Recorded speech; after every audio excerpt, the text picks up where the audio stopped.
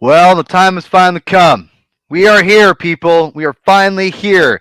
We are here for the Batman review. I've been keeping my thoughts very, very on the DL. I told Chris to do the same thing because I'm selfish and want him to do everything I want to do. So thank you, Chris. And we're at Chris Cloud. You'll understand why I have to preface that here in a second. But thank you for all joining us. I'm really excited to talk about this movie. Obviously, the comic binge is about comic books specifically, but today and every once in a while we do movie reviews if they are relevant. And obviously, comics at the movies like this are relevant, like the Batman. And I'm really excited because I've had some fun guests with us today. Some new guests, some new old guests, I guess you could say. But yes, super excited to start today's show off with our good old friend, as always, Chris Clow. Hello, Chris. Hey, man. Good to see How are you you? again. Oh, You saw the Batman without me again. I didn't like that. this That felt was wrong. the time I went That with was my wrong. wife, man. I don't care. I don't know if you saw my tweet. My No, I saw your tweet. okay, good. I just I'm didn't want glad you did. you put me within a rock and a hard I know. place. I Just know. like, you try. I asked Morgan. I go, can I go see it? Like after you, and then she's like, no. I was like, damn. So she totally extionated it. Today was a weird day in general. Went to the Dolby Theater. So I've seen this movie 3 times now. Okay. IMAX, then Regal RPX, you and me Okay. last night, and then Dolby Cinema today. All right. So Well, I feel like I got the wide variety of the you premium. tell me about Dolby here on your monologue. So we could do it in a second. We have returning guest Michael. Michael, how are you doing, sir? Doing great. Excited to chat about this movie. It's I definitely am too. I am too. I've been definitely been thinking a lot about it a lot, talking about it a lot since Yes. originally Yes. saw it. When I saw it the other day, I think me and Lily, for those who don't know, Lily's his girlfriend and my friend. We were talking. I remember being like, "Tell Michael to let me know as soon as he gets out. I want to know what he thinks." The first So thing I saw was your Twitter DM. So you were the second person to find out how I thought what I yeah, thought. that's So that's feel excellent. honored. That's excellent. I'm very honored, Mike. Thank you, Michael. Thank you. Thanks for joining us as well. And a new person here, Chris. Forgive me. I don't know your last name, so forgive me. But I call you New Chris because to differentiate the people. But I've been following Chris for a while on Twitter. He's got an awesome YouTube page, all about very Avatar, Last Airbender heavy. I haven't honestly seen much of that. We just lost Chris Clow. That's unfortunate. But anyway, if you are a fan of that, he's got a YouTube channel, The Objective Geek. So thank you for joining us, sir. And yeah, can I tell us a little bit your history about the character of Batman and just kind of a little bit there, and we'll kind of just head up from there. Yeah, well, thank you, Paul, for having me. Like, honestly, it's Absolutely. a complete honor to be on here. Like, you guys don't know how influential I think you and Chris are in the modern myth media. Like, when I was first listening to podcasts, modern myth media, along with Fabin on Batman, right when they were actually talking about Batman and weekly episodes, and like Bruce, not Bruce, and Paul Dini was on there all the time. Modern Myth Media was like my favorite podcast to listen Man, to. that's So awesome, bro. really great. Like, Thank you, man. Thank you. That means a lot. Well, Thank we're you. honored to have you. Thanks, Chris. Yo, sir, you're honored to have you, sir. So yeah, but yeah. my love for Batman, like I literally do not remember a time in my life that I did not love Batman. Like I That's can't. It's always been Batman. Like I tell Mm. people, I've only loved three men in my life: my dad, Jesus, and Batman. And that's that's In that's that it. order, yeah, not necessarily in that order, maybe, right? Right, Not that order. Well, right, Batman's way down here, and the other two, right. no. Yeah, I got you. I got But you. I got you. he's top three. Like the character of Batman just means so much to me. Like I don't know, my life would be so much different if it wasn't for Batman. Like Right. in my cave down here, I'm just surrounded by a bunch of Batman stuff. Like I in see the that. background, it's a bat mantle of things. Also there's a fireplace here, so it's a double entendre, a bat mantle. Um, Yeah, I like nice. it. Yeah, there you go. I'm with you. I'm with you. But yeah, the character it's I just been with him so long from Batman the animated series. That of course has just that alone changed the trajectory of my life. It just hooked me into superheroes, and that is Kevin Conroy is Batman to me. Right, right. Of course he is. And then That's from awesome. there, I've read the comic books, played pretty much all the video games, especially the Arkham games. Loved all the movies. Batman, well, not all of them. Batman Begins is my favorite movie of all time, and I hate Okay. that I've never even seen that movie in theaters because Batman and Robin was so bad to me that I didn't Oh, see it in theaters. I was like, oh, it's another Batman movie, even you though I know, was a huge Batman fan. right? No, It no, was, I got you.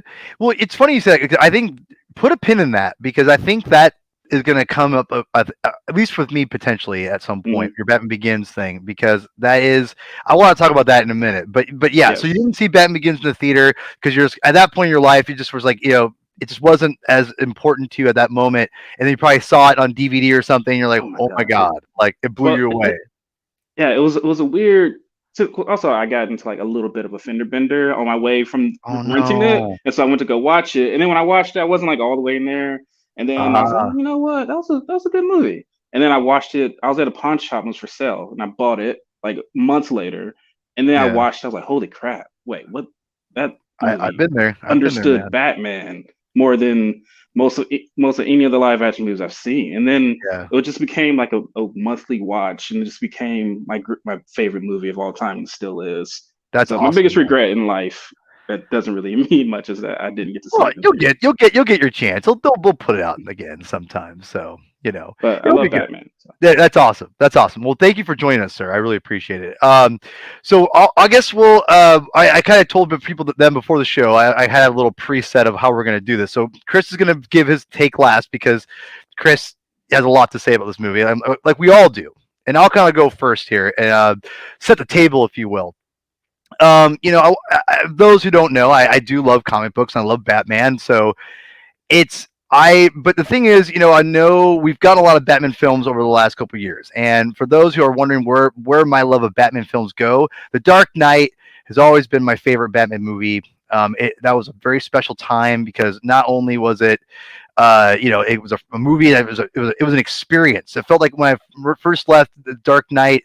Um, from in IMAX, and everyone was so jazzed about Heath Ledger's performance that when I left the midnight showing that first night, that it felt like I was leaving a sporting event. There were so many people watching so many different screens of that movie at once, right? I mean, this is when everyone they didn't care what size of screen they were seeing; they just wanted to see the movie at first thing, and it was like this. It felt like thousands of people were leaving the theater, and this was in Everett, for God's sakes, So it was just a really crazy experience. I had to wait in line to get seats. I mean, I waited there all day, make sure I got good seats. It was a crazy, crazy time. So The Dark Knight has always been an important movie for me, and Heath Ledger's performance I think, is the best still, bar none. Maybe any genre performance ever. It may be one of the best performances ever in film. I don't know. That is a tall order, but at least in genre, there's no question it's the best. So Dark Knight's always been important to me. Batman Begins was important to me because, kind of like what New Chris was saying, it was an important time because Batman obviously was not being taken seriously at that point. Batman was just following up Batman and Robin. It was an important thing, to get mass audiences back into understanding the character. And I remember I was just getting back into comic books when Batman Begins came out. And that was definitely one of the things that helped me get back into reading was because I got so jazzed watching it. I finally read, for year one. I got, I bought all these different, got Hush volumes 1 and 2, which I still have. I went on a Batman, binge, if you will, very on brand. So, and that's the thing about, I think, what's so special about these movies for someone like us, and you knew Chris, like, it's like when you watch these things, it gets you reinvigorated for, these characters, and you just want to consume, whether it be video games, comic books, or movies. You want to consume everything you are about the character, or everything about the character, which I think you can probably understand. You can sympathize with what, understand what I'm coming from with that. So I say all that, for people to know that I love Batman Begins and Dark Knight. They're probably like, I'd say Dark Knight, then it goes Batman 89, because 89 I grew up. I don't want to go too much into that, but I grew up like loving, my brother and I loving that movie. Dark Knight Returns and 89 are connected with that for me. So just know that's where it is. But Dark Knight will always be was my favorite. And then 89, and then Batman Begins. Batman Begins was important. So those, my pecking order. And obviously with Batman v Superman, I like the movie. I don't love it as much as other people. I think Justice League Snyder Cut is phenomenal. It's legendary. I think I love that movie to death. So just know that's where my pecking order of Batman films go. But going into this, it felt like, okay, we're getting a Batman movie. Duh, that's no crap, right? So I didn't know how I felt as like I'm excited, but I wasn't super excited. And the trailer started coming out. I loved the first trailer, loved it. The second trailer, I was a little more trepidatious on. I don't know if you guys remember, or if any of you guys saw the trailer review show I did with Ryan. But I was a little nervous about Pattinson's performance. It felt like a little over the top in some of the scenes we saw, like with a scene where he punches the thing with Riddler, which, by the way, spoiler review, all spoilers in this movie. But the scene where he is punching the glass, he's like, whoa, no! And I was like, okay, I'm a little nervous about this. And the scene where it's like the Batmobile's going through like the fire, I'm like, it's a little ridiculous the way it, out of context. And I'm like, I don't know about this. I mean, I was excited, but I wasn't getting jazzed. And as we got closer and closer, I started getting more excited. Obviously, Chris and I went and saw it together with one of my best friends, Justin Bolger. He's was able to make it out for that. That was exciting. And so when he showed up, I was like, okay, I'm getting ready for this movie. And so I fast forward we watched the movie, and I was blown away. I was blown away at this movie, and I was not expecting it. I knew I was probably going to like it. But to kind of, to cut it, cut to the chase, everything about this movie I loved. Pattinson, Zoe Kravitz, Jeffrey Wright, Paul Dano, everything about this movie is just everything about this movie. There's a couple nitpicks, but everything about this movie I loved. Like everything. Like there's, and I remember when we got done, Chris, I looked at you, I said, this might be my favorite Batman movie. And I'm like, I don't want to say it out loud publicly because I don't want to be that person. Because I don't want to be like, I love this movie because this came out and blah, blah, blah. And if you do, that's fine. Just for me, I needed more time to think. I needed more time to process. And I got to tell you, we watched it last night. Me and Chris watched it again, first time again, together. And I looked at you, I said, yep, the Batman is my favorite Batman movie ever right now. It is bar none. I cannot stop thinking about this movie. I want to see it again and again and again. This movie is phenomenal. And I'll throw it to one of you guys here in a second. But I wanted to say that the big things about it that make it my favorite Batman movie ever right now is Pattinson's performance. Pattinson is my interpretation of Batman, like perfectly. Everything about it, his voice, his demeanor, the quickness, everything he does, it embodies in the character. I love, and I picture in the comic books. He may not be the bulkiest of Batman, but I kind of grew up with the slender, athletic build Batman, which I do love the Ben Affleck Batman too, where it's big and he's muscular and he's thick, the Greg Capullo Batman, if you will, but I grew up on the Jim Aparo, that era of Batman, Brayfogle, all those, that interpretation of the character. Those are the Batman that I kind of grew up, reading and things like that, or the interpretations anyway. So it was, Pattinson to me is he's the perfect Batman. We don't know much about his Bruce Wayne yet, which we'll get into, but I love that. And again, I'll throw it to you guys in a second. The score is the best Batman score, bar none. If for those who don't know, I'm a musician. I don't play as much as I used to, but I grew up playing in bands, for 15 plus almost 20 years, and I consider myself someone who knows a little bit about music and can have a little bit of informative on this thing. This is the first music score that's not Star Wars that I have listened to outside of the film. Reading Batman comics today, and it's phenomenal. And I just gotta tell you that I'll go deeper in later, but I think it's phenomenal.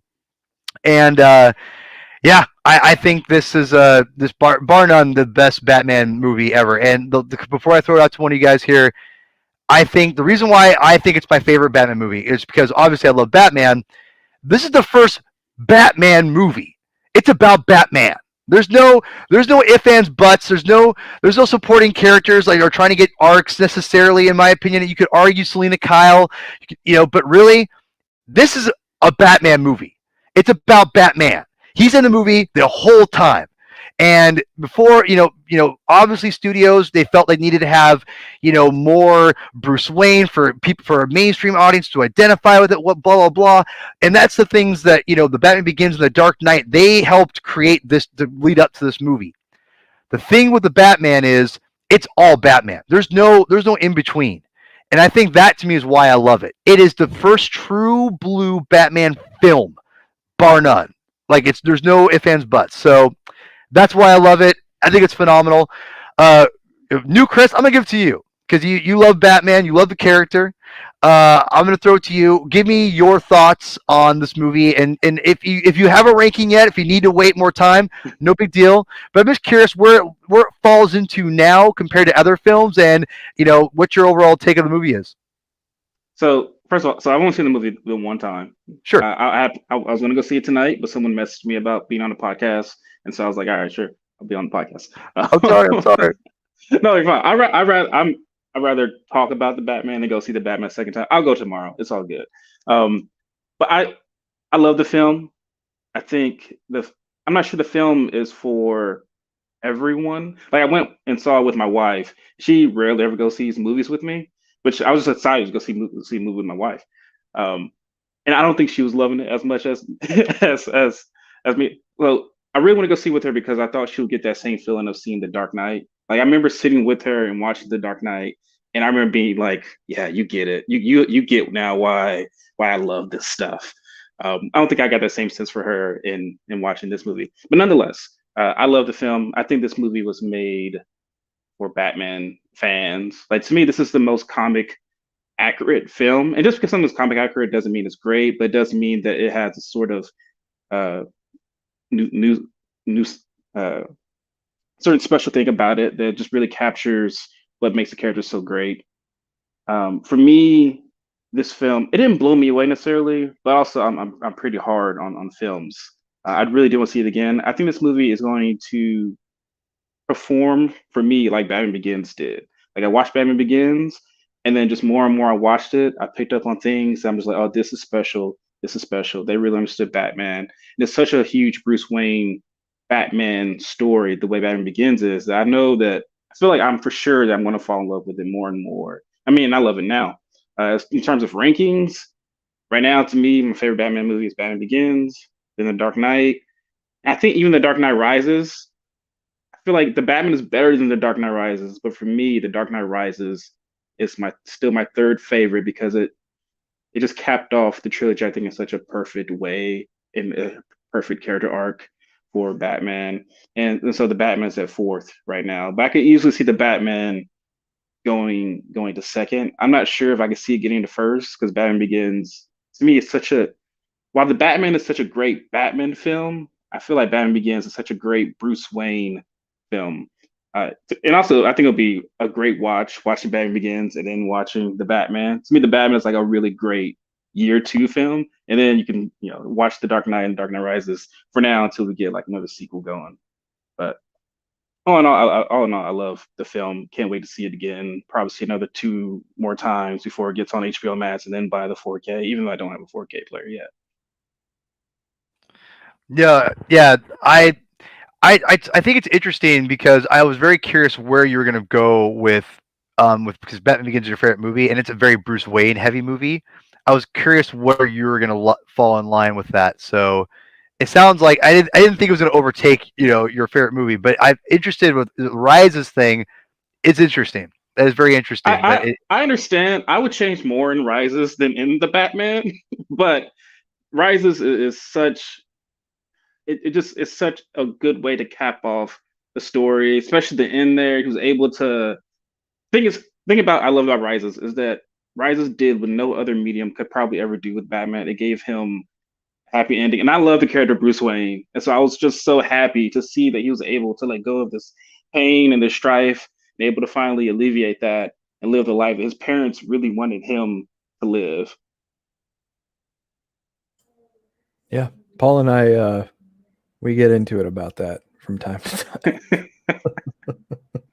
But you're right. I mean, it is kind of unusual. A happy ending for Batman is not something that a lot of people choose to give him very often. So, yeah, it is unique in that respect.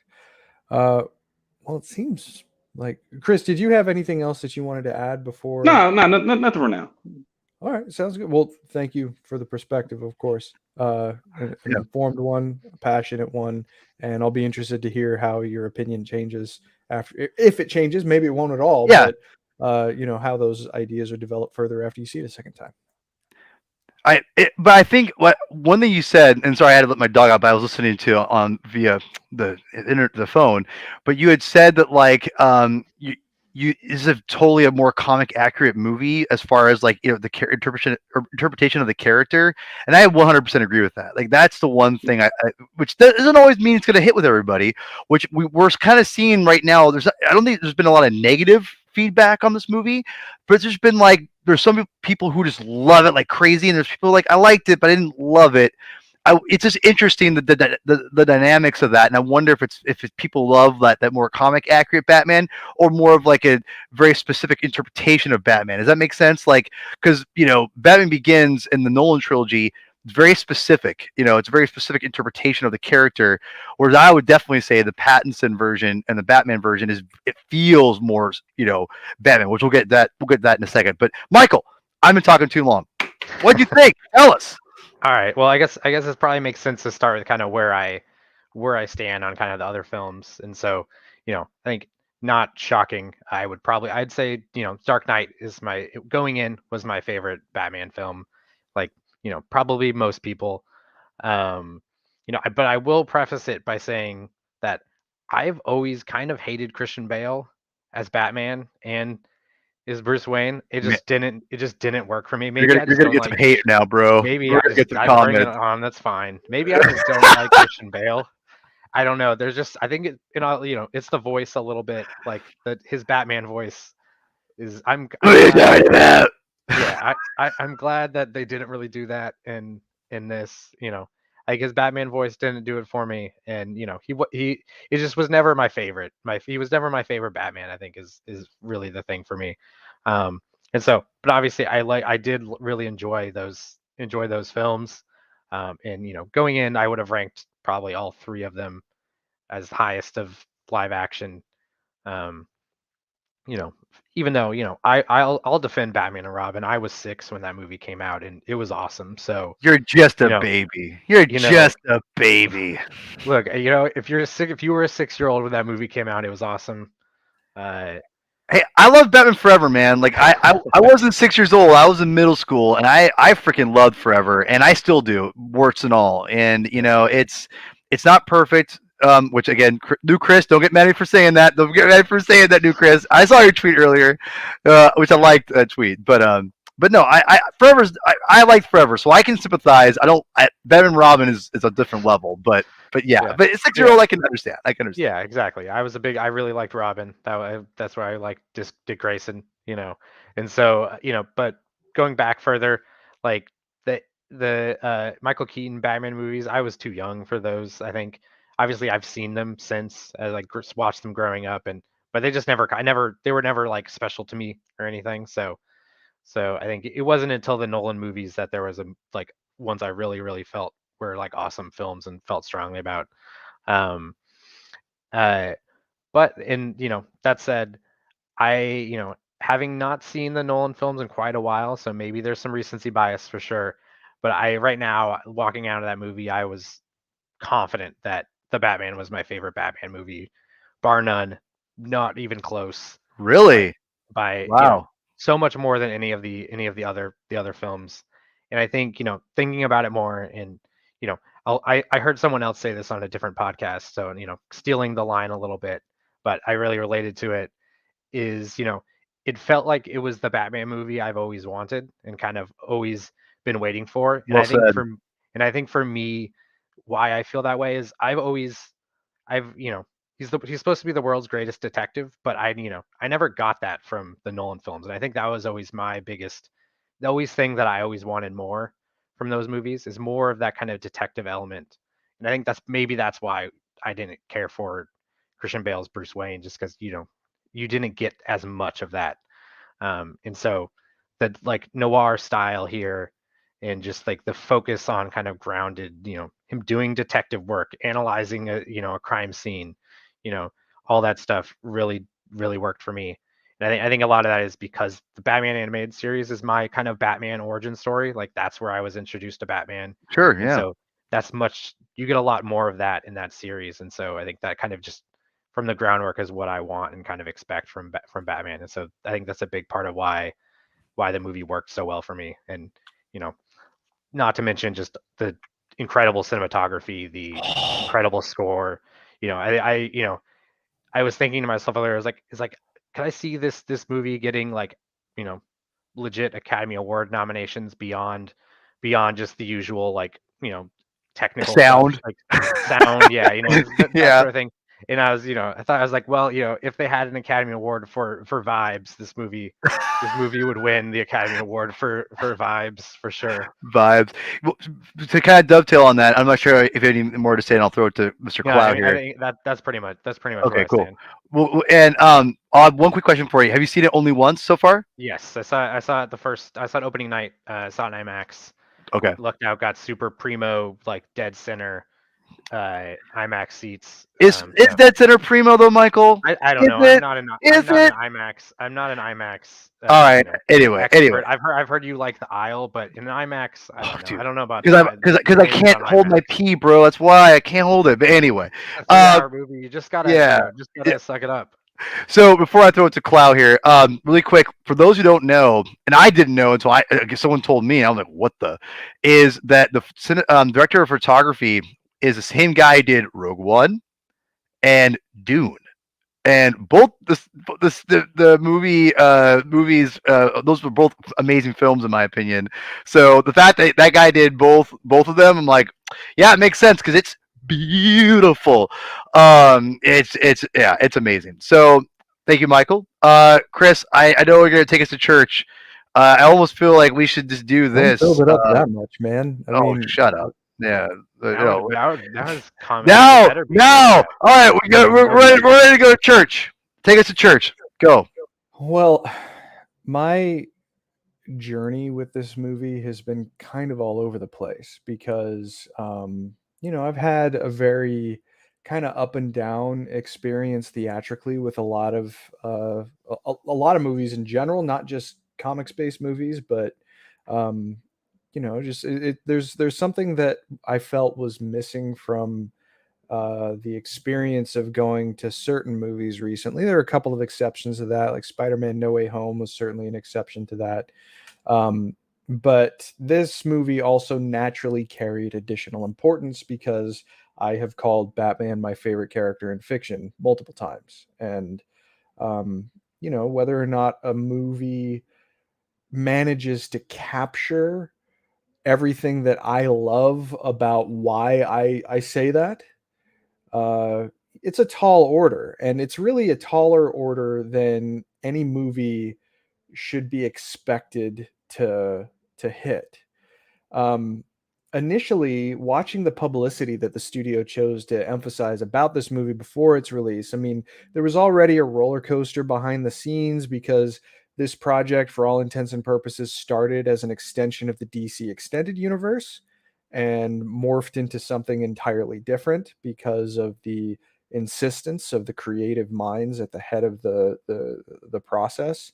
Um, I like shared universes. Not having a solo Batman movie in a shared universe was admittedly a little disconcerting, but certainly not a deal breaker. It's just like 100%. Yeah. there's that movie is going to be made someday. It still can be made someday. This one just isn't it. Now we're getting another permutation of the solo Batman series, which is fine.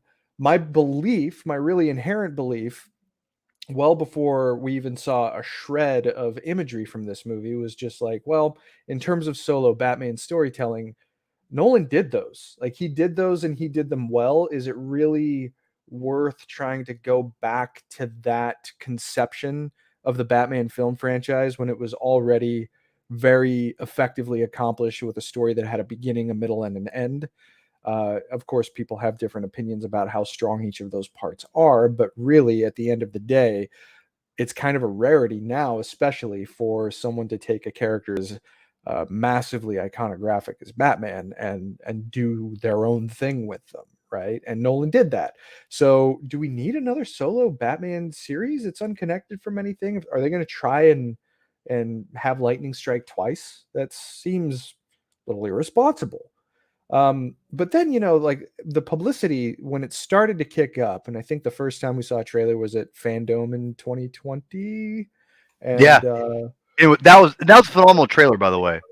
yeah, well, so it was a good trailer. It was definitely a good trailer. But watching the publicity that the studio chose to emphasize starting then up through like a month before release, I was worried because it seemed like this was a movie that was kind of trying to push for a vision that was dark just for being the sake of it, that put his ability to dispense violence at the forefront without many allusions to a potentially heroic motive, and just a harsher conception of Gotham that may or may not have characterizations informed by either modern or classic comics.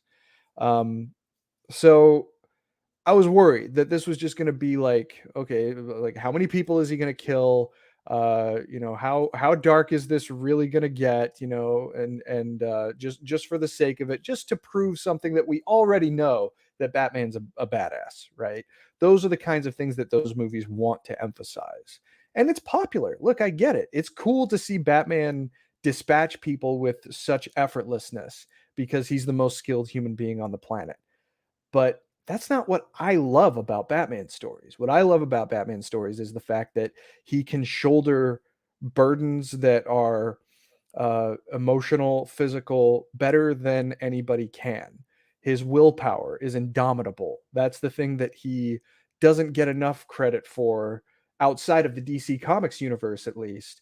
In it's just like that's the thing that makes him quasi superhuman. It's the thing that solidifies why he's a part of the Justice League alongside an alien god and an Amazon demigod, right? Like, why is just this guy there? That's why. It's because he is the best of us. And he's the best of us, not just because of his physical ability, but because of his emotional understanding. Even if he doesn't broadcast it, he feels it, he has it. And so I was cynical just because it seemed like all the marketing was like, here's the badass that you want to see. He's going to kick the crap out of people throughout this entire movie. And you're going to see the Batmobile. Well, he did. Through explosions and boom, boom, boom, boom. Was it wrong? And Riddler's going to be a serial killer, and he's going to duct tape people's faces. And it's just like everything that it was emphasizing concerned me. But very much like other movies that it's easy to form those kinds of perspectives on watching the movie itself. They advertise one side while the movie itself has so much more, so much of a deeper examination of not just who Bruce Wayne is and why he chooses to do what he does, but what motivates him in here. Like one of the things that I often repeat every chance I get is that watching Justice League Unlimited's epilogue episode that has like a flash forward with Batman Beyond, and Terry McGinnis goes to talk to Amanda Waller, and Amanda Waller tells him there are few people on Earth who feel as much compassion for their fellow man as Bruce Wayne. And she was an enemy, and she came to understand that about him. And that is a core component of the constitution of who Bruce Wayne really is, and why he does the things that he does, and why he feels he needs to react and respond in this pretty extreme way as a vigilante. The Batman didn't have everything I wanted from a Batman movie, but it came damn close. And it probably came closer than any other time this character has been adapted into live action. I don't want to shortchange the brilliance of the musical score by Michael Giacchino, or the sound design, which crunches really, really effectively and satisfyingly, or just the visual acumen on display here, because this, through the previews, could have looked like something that was shot at the bottom of an inkwell. You don't miss a thing. You don't miss a single detail of any image that is put on the screen in this movie. But what I'm going to emphasize, just because it's the thing that stands out the most as a big Batman fan, is the story and the performances of the main characters. Um, the movie itself blows away virtually all of the concerns that I had about what the marketing chose to emphasize. It's arguably the most effective Batman film to feature how skilled he is in a physical sense. But it goes far beyond that too. I mean, I don't want to take anything away either from some of the ways that you saw violence expressed when Ben Affleck played Batman. I mean, that was a Batman who was fast, who was vicious in a lot of ways, and I mean, he dispatched enemies. But I have very, very big issues with the way that Batman was characterized then. Here, you see that he is just as quick, just as smart, just as fast, but he dispatches his enemies in a different way. It's not the same thing over again, and it has a more realistic kind of crunch to it than the DCEU Batman appearances had. By necessity, that's just the world that it built up. But this goes far beyond just Batman in a physical sense. It deconstructs his reason for existing, but by the end of the movie, it reconstructs a new one on the bones of the old one. And that's something that I just was not expecting at all. And I was very, very pleasantly surprised by that.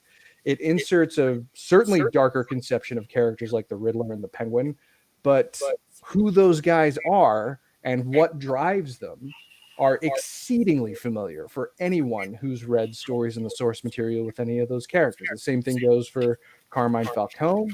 It goes for supporting characters like Jim Gordon. It even goes for Gotham as a character unto itself. Like, the conception of Gotham in this movie is by far the closest to any of the books that I've seen, because, and I've talked about this to anybody that I've watched the movie with recently, including you, Paul. Early scene where Bruce is driving the motorcycle on a cobblestone street around a building that has these gaudy LCD screens almost just like plastered onto these centuries old buildings, like gaudy, shoddy implants. It's an old city that goes back to the 17th century that is being forced to be a modern city. And that's Gotham of the comics, and we're seeing it now fully realized here in a way that it has never been realized before. In terms of Bruce's characterization, it leans on his desire to work alone with a bit of a myopic point of view in the beginning, and ends with him expanding his understanding of and need for allies. And people are just naturally gravitating toward wanting to contribute to the positivity and the saving of Gotham, not because they really feel like that much of a need to, especially in Selena's case, but because they want to help him. Like, he just naturally brings people into the fold. But perhaps most importantly and most critical, it begins with Bruce's pride in instilling fear in Gotham's criminal element, but it ends with him realizing that he needs to be so much more than that for a place as broken as Gotham is revealed to be by the end of this movie. At the end of the day, when comparing this movie to other watching experiences, unfiltered emotional response just doesn't lie, at least when it comes to you, right? Everybody has a different one. And it's the same with me. You know, the unfiltered emotional response does not lie. And the fact that the movie ends with Batman realizing that he can, what he can be, not only to Gotham's criminals, but to its legions of good people, emphasizes a key component of most well-crafted stories in cinema or in comics. You show, you don't tell. Or if you're going to tell, you show first, right? And between the moment with the flare in Gotham Square Garden up through the frightened Gothamite being medevaced from the top of the garden, this movie made me feel what all Batman stories I cherish in any medium makes me feel. And that is that the key core component that is critical to who he is and what he wants to be and what he aspires to be is hope from darkness. You don't normally look into the shadows as a source of hope. The thing that makes Batman so unique is that that is who he is. And I was, quite frankly, the first time I watched this movie, knocked on my ass by how effectively it communicates the fact that this is a guy who represents hope for this broken place. And that's Batman. Amen. Amen. See, I knew you were going to take us to church. I knew you were going to do it. I knew you were going to do it, Chris. That was, whoo! Look, it's all in the movie, man. I mean, hey, I'm with you. It's in the pages of the books, and clearly Matt Reeves and the creative team did their homework to realize what the beating heart of any great Batman story is. And you're right when you said this is about Bruce Wayne, because previous Batman, look, the Dark Knight trilogy was about him. You know, like that was the thing that made the Dark Knight trilogy really refreshing in the wake of the Burton Schumacher films, because the Burton Schumacher films, they were about the villains. Like the villains got by far the most. Yeah. But you know, the Dark Knight trilogy took things in the step in the right direction toward being about Bruce. And this movie takes things even further. There we go. Sorry, Chris, move over a little bit the other way. Or not new cloud. There we go. I'm going to do some visual aids here. So yeah. To kind of want to throw it to the other guys because we've been going 40 minutes already and we haven't even begun, and we're gonna go longer than an hour, people. So just know we're gonna be here a while, which I'm really excited about. So I'm gonna throw some questions out, and I'm curious what kind of piggybacking off of what Clow here said. I'll go with you first, Chris. As a fan of multimedia versions of Goth or of Batman, Gotham stuck out to me as well. What Clow was saying, that it felt, this is, and other people too. I think one of the people here said, let's see here. Oh my gosh, where did his comment? He had a great comment here. I think it was Alex. He said Gotham felt like it needed Batman more than any other. And that is something that I just want to say sums it up perfectly. And I'm curious. I'll hit both you guys up here in a second. But Chris, you go first. What's your take on this interpretation of Gotham as a whole, as a city anyway? No, this is. To keep praising, keep even praising this. This Gotham City to me is the best, the most accurate depiction of Gotham. Like this Gotham is, first of all, it's unsavable. Like Batman to me has the most daunting task of any superhero. He's fighting to save a city that can't even save itself. And one of the things I love most about Spider-Man and Batman is that they have such a huge relationship with the city. Right, like one of my favorite moments in Spider-Man history is, subway scene in Spider-Man 2. They catch him. You see how much the city, the individual citizens of Gotham, has its back. I don't feel like and you see that the interconnectivity between the two. And I love the past Batman movies, but I haven't seen that personal Batman on the personal level of reaching down to the Gothamites and being surrounded by them, and of course leaving them, through the darkness. I haven't seen that. I really wanted that in the Dark Knight Rises. Like I would have really loved in Dark Knight Rises if the citizens of Gotham fought along with Batman and he was with them and everything, something along those lines. And I love Rises. But I absolutely love to see that here because Batman is he's just fighting a fight that it's like I said, it's the most daunting task. It's almost impossible, but he has to do it. He's never going to give up. Yes, that will. Also, I just love Gotham City. Felt like a character in itself. Yes, it felt like no matter where you turn, you're going to run into something that was Gotham-ish, that was just so distinct and so like Gotham. And again, I love the Dark Knight trilogy. Batman Begins, that Gotham probably feels the most distinct like Gotham, and the Dark Knight feels real, it feels grounded, but it feels so real, so grounded. It feels like a city that I can just go to. And then the Dark Knight Rises, like, well, that's Pittsburgh. I can just drive there. But right. Well, I really quickly before I throw it to you, Michael, I will say that I do agree that I feel that this is by again, I think it's my favorite Batman movie, so I think this does everything the best. But I would say that Begins grounds, even it Begins in the Dark Knight trilogy as a whole, it grounds Gotham a little more realistic, with being Chicago, Pittsburgh. It Begins a little bit more exotic, if you will, a little more comic booky, if you want to say it. But even then, it feels more real. Even though it feels like even the Batman took elements of both the Burton series, I even felt like shades of the Nolan trilogy of Wayne Tower looked very familiar to me. But in the end, it also felt like it put all those things together on top of a new interpretation. Like it uses influences everything, and it just comes just like you guys, we all agree, it's a different character. It's its own thing. Like, and Alex said in the comments that it feels like it needs saving, whereas like it felt like it was being overrun in the Dark Knight trilogy, and it feels more in line with the Burton films, the first two. But like I like the idea of incorporating kind of those two things together, and we're getting, I think, the ultimate Gotham. And I think Chris's Mr. Cloud's explanation of having these LCD screens on top of these old buildings, like next to gargoyles, it feels accurate. Like I think Chris said, it felt very Blade Runner ish, and I like that. Again, I don't mean to steal your thunder there, Cloud, but anyway, I did love that. Michael, what was your take on the outlook and the design of Gotham itself?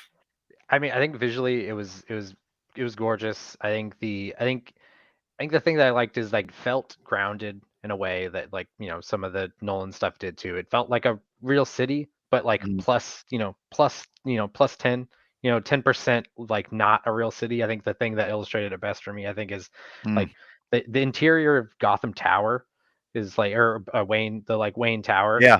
Like it was absurd. Like his like it looked like a Knights of the Round Table like room, like the table and just like the Gothic, like it's just like super over the top kind of Gothic design and architecture. And I think it's like a good example of like where it still felt like a grounded place, but like if you sit and looked at it, it's like this is not, who lives in a place like this? And I guess the answer is Batman. But right. Yeah, and I think to the point on like just the people of Gotham, I think like the part that I think worked so well for me with the people of Gotham is, starting out at the beginning of the movie, and you don't necessarily see it up front until the very end, but uh, uh Batman is just like the people of Gotham, the good people of Gotham are just as afraid of Batman as anyone else, as any of the criminals Yes. that he's going to go after. And it's Please because don't he hurt me. wasn't those first 2 years, he wasn't a hero.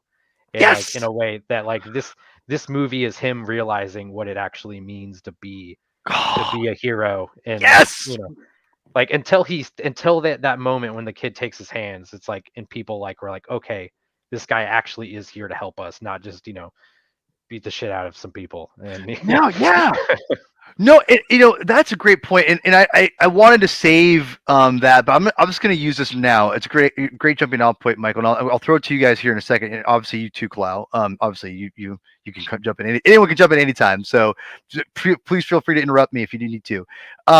I think for me, what really cemented this movie as my favorite Batman film is the ending. Like what you said, Michael. The fact that and I went off after we watched the first time with Chris and my friend Justin, and then again, and I've said to people, I even said to your girl, our friend Lily here. I said to her, I'm like, Batman, the ending is truly beautiful. Like it sounds silly to say out loud, but I mean that 100%, no bones about it. I think the Batman's ending is a truly beautiful, symbolic thing that is, I think that's why to me it transcends the Nolan trilogy, because the Nolan trilogy was, to me, embodied Batman doing whatever it took to save Gotham. And there's heroism in that. There's, he took his life, and all that stuff or whatever. And like, I don't want to undermine that, because I think there's value there, obviously. But to me, the Batman works so much better for me personally, only for me personally, because at the very end, we got to see Batman be a superhero. Not because he's batting supervillains, but because he was the symbol. He was that symbol and actually was being heroic and saved people. And the wholesome the imagery of Batman taking the child by the hand. And again, I love it. Hit me the second time even more, Michael, because that was the orphan, or not the orphan, but that's the one that that lost his dad. So he understands. So that's the first person he identifies, because that's who he identifies as the most, is someone who's lost already. And he takes that person's hand, that kid's hand, and he takes them and he leads everyone with that one person he identifies the most emotionally with. and has that light, and he becomes the light of Gotham. So the darkness becomes the light. Oh God, it's just it blows me away how truly awesome that is, and the fact the angle is of on top of this. It's just such a beautiful look, man. It gets me emotional. Like, it legitimately makes me emotional, and that, to me, the heroic Batman. We haven't really seen that symbol of Gotham, and like how I forgot which one. Maybe it was all of you guys that said this. That I think it was you, Michael. That is bringing people are trusting Batman. The city, like, that symbolizes Gotham now truly justifies and understands. And how I remember I told Chris, we were watching yesterday, that I'm like, oh, this is like one of the best moments in Batman history, and like right here, right? And then like he's like, well, I don't know. And then the scene where it's Batman and he's telling that he's reassuring the little boy. I think it's the same little boy. That it's going to be okay. They helicopter him off to the hospital. Well, That but also too, man, just the poetry, please. Oh, because yes, the movie please. starts with Bella Real, the woman who's about to become mayor, Hmm. talking about how the streets are overrun, and we have a vigilante who's running our streets. Like, she clearly doesn't trust Batman, and she literally is was it the second person to take his hand when he puts it out to Yeah, try and yeah. help? Hmm. Like, Real what does quick, that mean? Yeah, go ahead. Go ahead. did any of you think that she was going to be the the villain at the end? Like, I, I thought they I may turn around that she was kind of pushing things behind, because she's like, listen, all these people are crooked. We just gotta clean the slate, kill off all the corruptness, and then I'll take it over.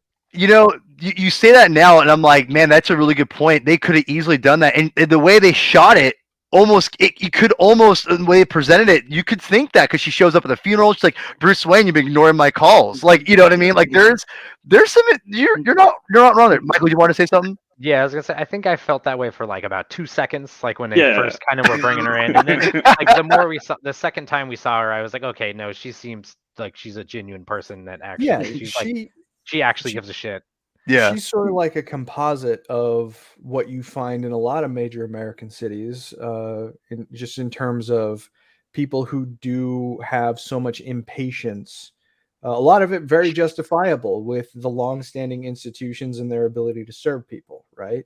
So when you amplify that and you're able in a movie environment to have that embodied by a single person, and you have the institutions challenged in such a way that an extra legal vigilante is running around, naturally people would absolutely be concerned about that on the streets of any major city, because what are the implications for people's civil rights, and what are the implications for the Yeah. fact that these institutions that are designed to protect us are being undermined by someone who probably is just as fallible as any of the corrupt politicians in the city, for all we know, you know.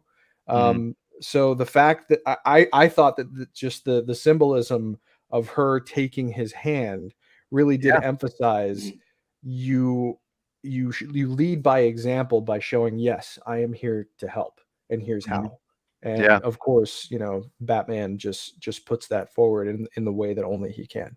Yeah, and really quickly, Michael, before you jump on, I just think the monologue at the end is just like, when that's dovetailed with what happened before, and then Bruce's monologue before, and it's him realizing what he needs to do. It's like honestly, I can't believe how much they nailed. And Pattinson's tone is just, it's so Oh, good. and And like, dude, and especially as a music person, for you, Paul. Like, I was watching, yesterday, I think I was watching an old interview that Kurt Cobain did with MTV. Man, the inspiration there is very apparent. yeah, Like, the cadence of speaking, the tone by which Cobain spoke. The Nirvana influence is more than in just the music and in certain thematic stuff. right. Like, Matt Reeves talked about Cobain being an influence. I didn't realize how overt that was until I directly compared in my mind Pattinson's performance and seeing this And his interview with hair. Cobain himself. Yeah, his hair is part of it too, No, of no, no. course. Right, but I know people like were dogging it a little bit, like, he's a little broody. But we'll get to Bruce Wayne in a second. Michael, you wanted to say something here in a second? Yeah, I was gonna say, I think just like, looking at the this ending we've been talking about, and I think, you know it makes me so excited for when we get another movie and being Yes. able to being able to come back to this movie, because I think this movie will be even better having the context of the next movie. So I Mhm. think, in a lot of ways, like I know, talking to my girlfriend Lily, and her one of the first things she said afterwards is like, "Oh, she wanted more Bruce Wayne, like We don't him need Bruce being Wayne out of here. Him being Bruce Wayne." Well, you're wrong. And but I think the important part about this movie is it's him realizing that Bruce Wayne is important and that he does need to be Bruce Wayne. And and so, like, I can't wait to see this Batman, this Bruce Wayne with a Robin, just because it'll just show, and then coming back to this movie, and it'll just show that Mm. character growth so much more, because we only got the character growth at the very end. And so being able to really kind of, sit there, see it, I think, like, the first line in the movie he says he is, he is vengeance. And then at the end of the movie, he is fighting vengeance. And, it literally, because, the Riddler, one of the Riddler goons, what does he say when they take the mask off? Is he says he's vengeance. And so it's like he goes full circle of being vengeance and then realizing he has to fight vengeance. That's awesome. That's awesome. I I could honestly go for hours on the ending alone. The ending is just truly it's a true it's amazing. So I want to get in some quick hitters here because we're almost at an hour. This has been awesome. I love this. This is great. Mm. I'm gonna throw some quick hitters out here. First thing I want to talk about that people, it's been a controversial a little bit. I say the most controversial part, as far as besides one other thing we'll get into in a second, is the Batmobile.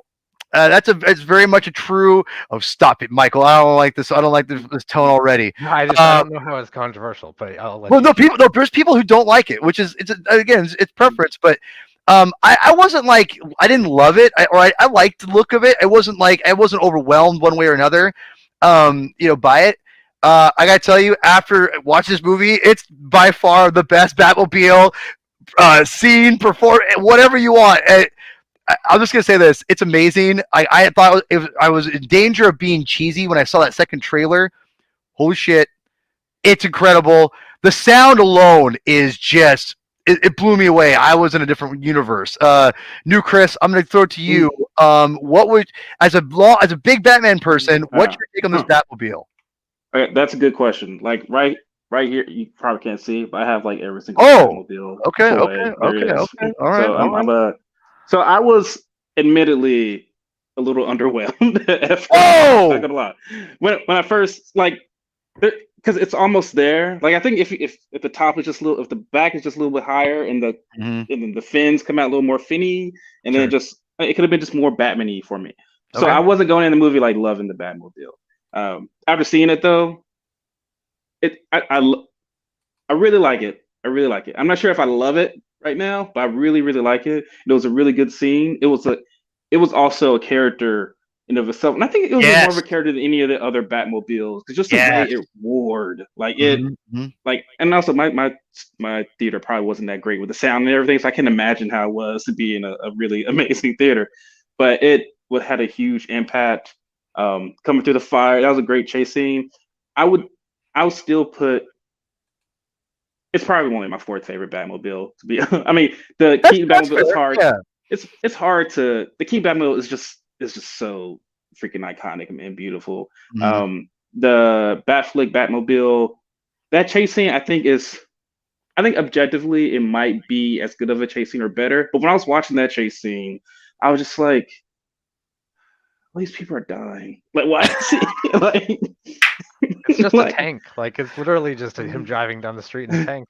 I just like, Batman, why did you just cable that one and then you're just yo-yoing that with people inside of it? Like, that took me out of the film as a Batman fan. I'm just like, no, just stop killing everybody.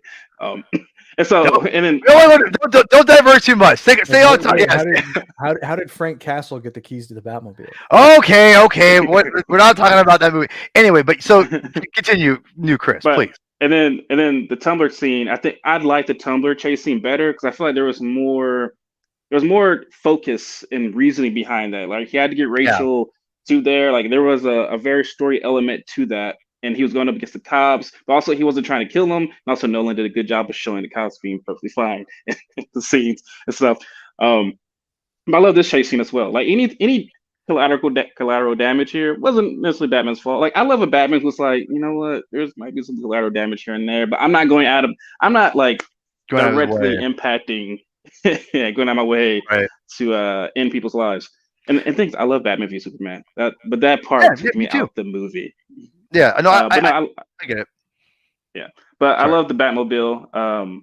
It was much better. A lot of things in this movie was a lot better than I thought it was going to be. And we'll probably get Context. into the suit. Yeah. Mm-hmm, mm-hmm. And we'll probably get into the suit a little later, but the suit was a lot better for me looking at it. And I love the suit as it was, but it just came across so much better. But anyway, Batmobile was good. We'll get to the suit in a We'll go to that next. Michael, do you have anything you want to add to the Batmobile? Yeah, I mean, I thought it was awesome. Like, I think I just loved as a whole that the movie's kind of lo-fi, high tech, like, it's like sort of retro, like high tech, uh, Mhm. like for across the board, like the contact lenses, his like computers being big and chunky, like, you know, they're still doing kind of sci-fi, kind of futury stuff, but like it just has this kind of grimy, low tech feel to it. I think it was really cool, and Mhm. yeah, the scene, I think it was definitely one of those ones. It's like a lot of things in this movie. I we talked about it a bunch already. The marketing for this movie was bad, and You think so, and huh? I think so. I mean, I think like, going in, this is a little bit of a tangent, but going in, I was not that stoked for this movie. Like I was just kind of like, I saw that first trailer, agreed it was like really cool trailer. I was like Yeah. and of course I'm gonna go see a Batman movie, but I just like wasn't hyped for it until Yeah, I I can see that. until like heard some of the initial reactions from like the early screenings, and then I was like, okay, like now I'm getting excited because like I could have seen a world where this was bad, and uh but and I think like the Batmobile is one of those things where it's just everything in context Yes. is so much better. Like the scene where it's like revving up, like it's a little over the Oh, top, like it goes on for like, 2 Dude, whole minutes, no, but it's amazing. I It's know exactly, I know, amazing. but like I think again, stealing this line from another podcast I listened to talking about it, but it's so true. It's like it felt like a demon. Like it's just like steady, Yeah. like revving over and over, and it's just yeah, it's such a good scene. And I think it really let the Batmobile shine. And obviously, I think next movie it'll get closer to more traditional Batmobiles. It doesn't need to. I feel like it'll. Well, I just mean like because I think his tech's gonna progress like as he's more Yeah, but invested. yeah. He's gonna, it'll probably be. I'm sure it'll still be a car and not a tank. I don't think this Batman will ever have a tank I don't want him to have a tank. I'm like done with Bale tanks. or Ben Affleck. That's Yeah. I never liked those just because they were such tanks. Yeah. Give me a good car for my I Batman. love Returns or Dark Knight Returns. Like that's like kind of the biggest influence on all these things. Tanks are cool, but give me a car. Stop it. You stop it right now. Anyway, Chris Clow, tell us. We'll go to real your. quick, real quick. Please, please, please, please, please. I'll just say one of the things I loved about one of the aspects of being a car compared to really high tech Batmobiles is that you, as a viewer, we all know how it feels to be behind a car and understand the power behind it, right? So we were Right. right there with Batman. Like I feel like you could put yourself in that Batmobile more than any other Batmobile there was. Yeah. No, it's true. Yeah, True. it looked the visual language about how it was made, but also too, it brings to mind. I think it was a story in Batman Confidential in like 2008 or 9, and it actually it was like an early years kind of Batman story, and he specifically said, I started out in what I thought I would need to go to war, which was a tank. The tracks didn't work, and it was too slow. It was too bulky. I need something that's designed to move through a city, so I need a car. And yeah, how can you argue with that? Yeah. Can't argue The that. the Dark Knight trilogy and BVS, they took a little bit of a more moderate approach, like between car tank hybrid kind of a thing. But this does help to make it feel like Batman's eyes are really on designing a tool specifically for Gotham, and I thought that was cool. Yeah. So yeah, at first I probably wasn't super into the car, but seeing the purpose and role that it serves in the movie totally justifies why it looks the way that it does to me. Right. Yeah. No, totally. And so because I want to start getting. I love having 4 people, but it's just like I gotta get some of these things out here. So, really quickly, I'm gonna get you guys. I'll just say this about the suit. The suit, I as much as I love the movie, I'm not in love with the suit. The suit works for me, but and I'm a big costume guy. It's fine. I like the practicality of having his batarangs right here. That's cool. I'm gonna be honest. I think we're gonna get an evolution of the character, like we've all been kind of talking about with the Batmobile, of his costume too. I think we're getting the yellow symbol, but I think it's gonna be Earth One, like as a flashlight kind of a thing. I think that's what it's gonna be. So I think we're gonna get the OG, like what new Chris has here on his sweatshirt. I think we're gonna get yellow oval. I think it's happening. I think it's too easy to market that right now. It's too traditional to not bring it back. And I think because he's that symbolic light, that would make even more sense. I think thematically too in the next film. So that's just my opinion. Michael, I'll throw it to you. I'll throw it to you, Michael. What's your take on the suit? I really liked it. I think like you said, it worked really well in the film and in this world. And like it felt like something he could make himself. Obviously he's a billionaire. He has lots of resources. So, you know, felt something like practical that he could build. It was, the fact that his belt and like little pouches were very clearly just like, police standard issue little pouches. Like they had the same texture you'd see on like a cop's belt. It worked just because it felt like, yeah, it's like, oh, he probably just went and bought that from his store. It's not, he didn't have a special lab to fabricate everything. And I did like the press in batarang like uh, element in the chest, though. I feel like it was never mentioned in the movie. And maybe I felt like I heard it during the marketing. Were those supposed to be a gun that's like been melted down? Because it has a bit of It's like, I felt like I heard someone rumored. say that it's like, oh, it's the gun that killed his parents, like melted down. That was rumored, I think, more than Yeah. anything. I think. Yeah, it was never stated. I mean, Yeah. and two, like he lost it at the end of the movie and had another one. So yeah, I think that was just a rumor that kind of got out of hand. Or maybe it was considered at one point and then they abandoned it. I think that might be more of what happened because I could see them going that route, but then taking it back. New Chris, we'll let you go, and then Chris Cloud's got to bail out. So, new Chris, what's your take on the suit? I love the suit. I mean, I loved it when we first saw it. I didn't love the cowl as much, but in the movie, for some reason, I loved it more than Affleck's suit. Just a big comparison. I love that suit. Affleck's suit is great. The thing I Yeah. loved about it most might have been the cape. Like there were certain shots of behind, like especially when he was being a detective.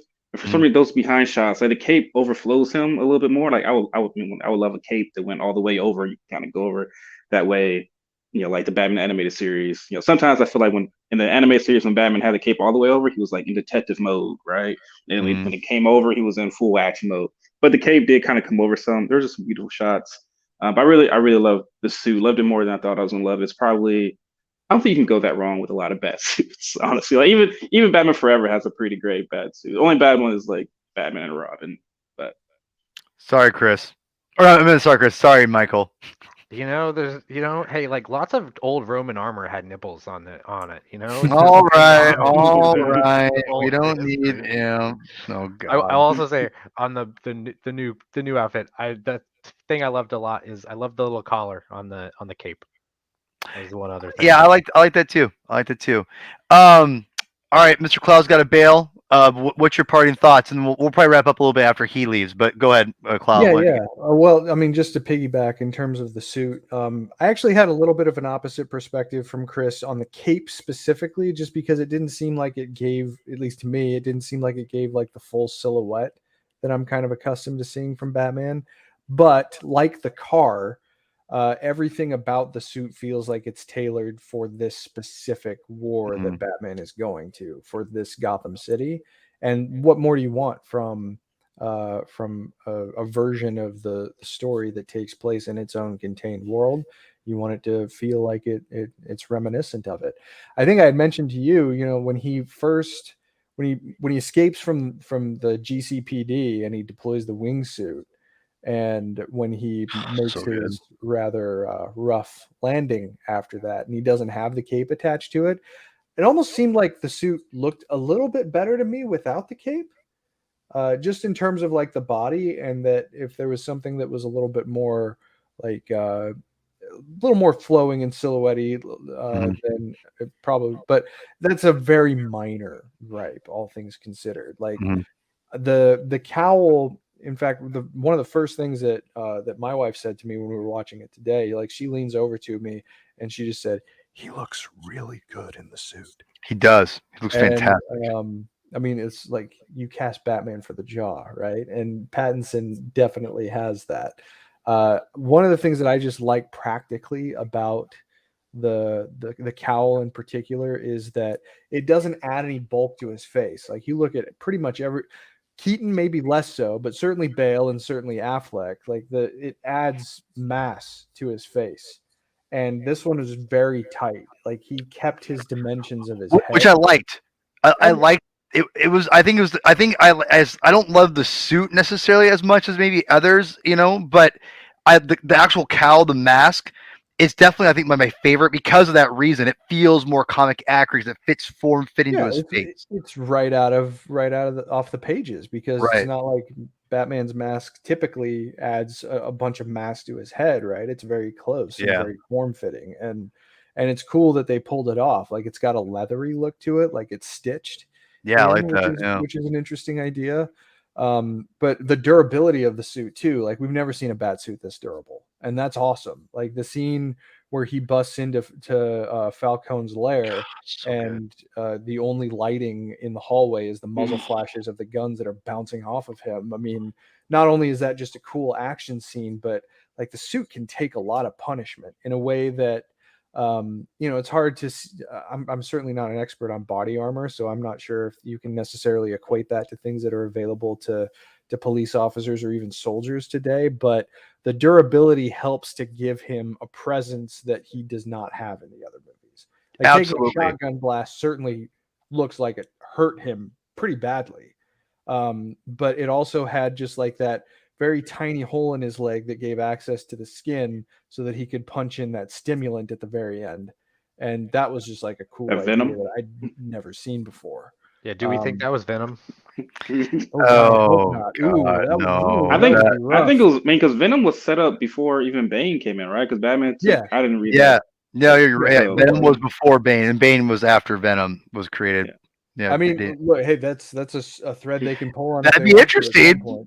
That'd be interesting. The original Venom story did have him become. Is Venom green for a brief period? The Venom serum, I should say. Damn. Okay, well. But still, I mean, all of that to say that the durability of the suit is unmatched in comparison to previous ones. Even Affleck's, which looked like it was pretty, reinforced for the stuff that he did. But just the imagery and what he does in it, and the fact that he is as functional as he is awesome. But unfortunately, I have to bug out. But Mike, it was great to see you again. Chris, it was awesome getting to meet you. Hopefully we can all do this again. I'm sorry that I have to bug out early. Paul, I love you. I love you too. Everybody take care. Hopefully we'll do this again soon. Hey, say your thing before you leave. Read more comics. Thank you. All right, man. Tell Rachel what's up again. Will do. See you later. All right, bye, guys, or bye, dude. So we have a very frequent commenter. This goes by L. Wants to make sure we follow up on Selena and Gordon, and so let's touch on those three: the Selena, Gordon, and Riddler, and then we'll wrap up here. We'll start with Selena, and as someone I've always liked Catwoman. I think Michelle Pfeiffer's interpretation is my favorite. That's interesting from you. It's like the least comic accurate. But you know what though? I love her. I think it's because of her costume mainly. It's not really the personality. I think her costume is just phenomenal looking. Again, I'm a costume person, so I think her costume is bar none the best costume of Catwoman ever. Like any medium, it doesn't matter. I think that costume is the best. I feel like they should do that costume in the comics. I love it. It just makes the most sense to me. I actually really liked. Oh my God, what's her name from Zoe Kravitz? No, not Zoe Kravitz.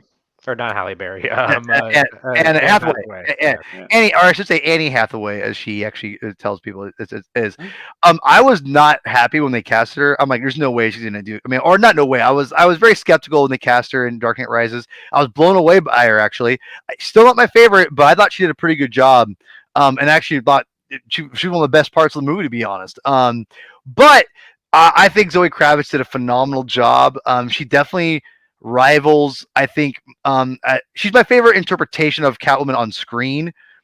But I like her costume. I thought it was pretty practical. I thought I didn't like her weird like ski mask thing at first, but I got more used to it as it went on. And but I definitely feel her interpretation is Selena Kyle 1000%. Chris, as someone who's a hardcore Batman fan of, again, across many mediums, I'm curious what your opinion of Catwoman is on this, because I like Catwoman a lot. She's a great, interesting character. Zoe definitely feels like the most accurate and the best interpretation of that on screen by far. What's your take on that? I really love Zoe Kravitz's portrayal of Catwoman. Yeah. This is one of the highlights of the film for me. Like one of the things I love about Catwoman is her relationship with Bruce Wayne. Like it's so complicated, and yet to me I don't ship that many comic book characters, but I'm like, I just want Bruce Wayne and Selena Kyle to just get married and just have bat babies. Bat and cat babiys, and just be happy. That's fair. That's fair. And so I love that give and take between the two of them. They have such great chemistry together. Like I feel like there's so many scenes where I was reading Tom King's Batman run. Like he did so much with Batman and Catwoman together, which is done so well. Like even those scenes of them fighting, arguing with each other are like they're great through the eye lenses and stuff was really great. Oh God, yeah. For me, Anne Hathaway is my favorite Catwoman. To me, she tied that line between good and bad more right. She was bad at first, and she helped Batman. She has one of my favorite lines in any Batman movie ever. Right at the end there, she's on the Batpod, and she's like, "Come with me. Like you don't owe these people anything. Yeah, you don't owe these people anymore. You've given them everything." And it's such a Catwoman line of being like, "Look out for yourself." And then Batman responds with the most Batman line, like, "Not everything." Not yet. And then she ends up coming back and everything, and then they end up together. So she's still probably my favorite Catwoman, but Zoe Kravitz just absolutely killed it. And I believe their relationship way more than I believe Christian Bale and Anne Hathaway's relationship. Yeah, I'm with you on that one too. 1000%. 1000%. Right on. Michael, what's your take on Selena Kyle, aka Catwoman? Yeah, so I don't have like a strong feeling about either past Catwoman. They were good. They were fine. I don't have, like I said, the older 80s films I don't have. I was too young to have a lot of big attachments. Returns was 90s, sir, but anyway. 90s, it's like it's close. Thank you. It's close. God, you're such a baby. You know? God, you're such a baby. Anyway. But and Anne Hathaway was good. Like I thought she was fine, but it wasn't incredible. I think Zoe Kravitz was definitely my favorite. Yeah. Kyle we've gotten so far. I think like I said, you guys said that they had such a great chemistry. They Nailed worked it really well together. And the thing that I really liked was that they kind of slow rolled the relationship here. Mm-hmm. Yeah. They didn't just like, jump to them being together at the end. And and I hope that means she's gonna continue being in the future, future films. And I'd heard some rumor, I don't no clue if this is how accurate this is or what. But I'd heard some talk of like, oh, maybe they're doing a bunch of spin-off shows apparently, right? And it's like, right. I would love a HBO Max Catwoman show. We're getting a Penguin show, right? So I mean, and they're doing the Penguin, I guess an Arkham show as well. I think it's the two. And so interesting. If we got her leading a show, I think it'd be really awesome because it sounds like she's really into the character and was bringing a lot of reading tons of comics, bringing them to Matt Reeves and like trying to pull things from it. I think it'd be great, especially if she's super into the character to just I agree, being that character. Let them do their thing, okay? They don't need to slow roll things. You can kiss first, before anything else, all right? But to me, that first kiss though was so Catwoman. Like it wasn't a real, yes, I agree. Genuine kiss. It was more like I'm just playing with you right now. Yes, I agree. Yeah. Like she was still trying to figure out him, and I almost feel like she did that to see what his reaction would be. You know what I mean? Like she was testing the waters, like because obviously Selena Kyle uses everything to her advantage, and I'm not trying to. That's not a damning thing by any means, but like her sexuality. I mean, she uses everything to her advantage to get to where she needs to go. And I think she's just trying to see, like, what is he going to do if I do this? You know, and I kind of like that because it felt very Catwoman. I love that version of the character. I didn't know how much. It sounds like she read a lot. What you're saying, Michael, which is really I'd heard cool. that. I'd heard that said that she was like bringing panels and bringing stuff to Matt Reeves. Be like, oh man, we got to recreate this. That's awesome. I heard it secondhand from another podcast talking about her and the role. That's awesome. Yeah, I'll say that. Let's quickly. There's so much to talk about, man. I've got so much stuff. I gotta wrap this. We could probably go for another 2 hours or something. Dude, I could go on for hours. So we'll because I don't think we'll save Selena Kyle, my Selena Kyle stuff in a second because it kind of ties in for what we'll end it on. Really quick, I don't have much to say about Gordon other than I think Jeffrey Wright did a phenomenal job. It's like I didn't love him at first because I was used to like Commissioner Gordon, but I got to remind myself it's Captain Gordon. He's more active with Batman instead of just being behind the scenes, which was cool to see too.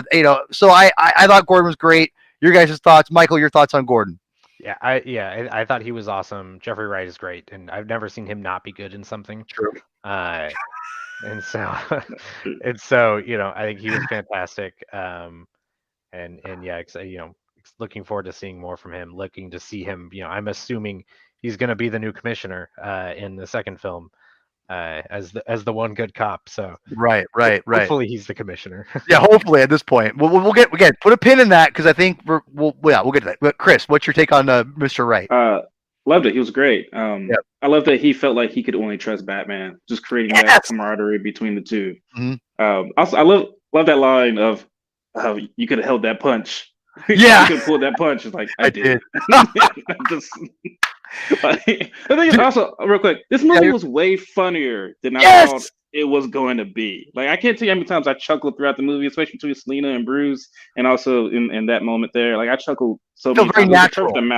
Felt very natural to me. Colin Farrell in particular as Penguin. Oh, holy crap! His scene, the Spanish bit where he's like, "Man, you guys need to learn Spanish. You don't know Spanish?" It's like, that was really good. And like Gordon and Batman were both like in unison talking. He's like, "What is this, a duet or something?" Yes, yeah. Oh my god, that was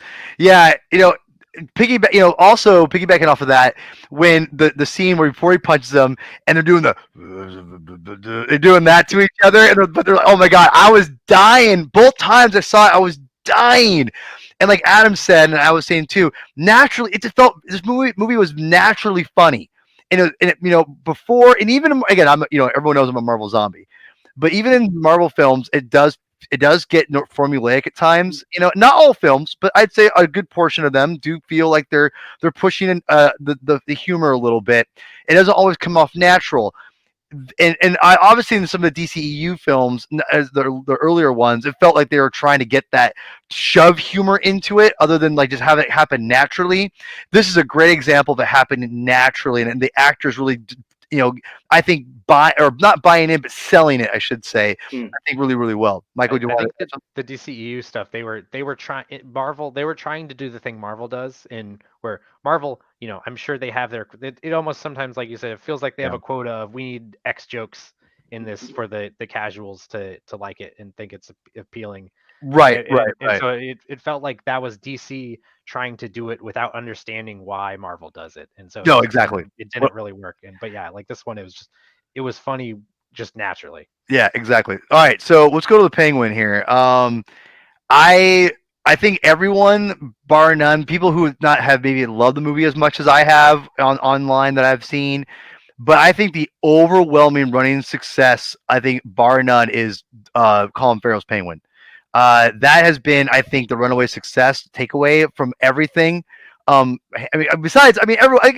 think people like Pattinson for the most part. I don't think anyone's disliked him necessarily as far as like a predominant amount of people, but I think everyone hands down has loved Colin Farrell's Penguin, and it's no surprise to me that HBO Max has greenlit a Penguin series because he is. I gotta tell you, this is the maybe the best interpretation of Penguin ever in any comic, in any medium. It just his I I think the tired old format with him is to make him grotesque and have him be the mayor. And again, those are fun things. I like those things, but have him be this enforcer, low level, like kind of like old school mob guy, and then there's something interesting there.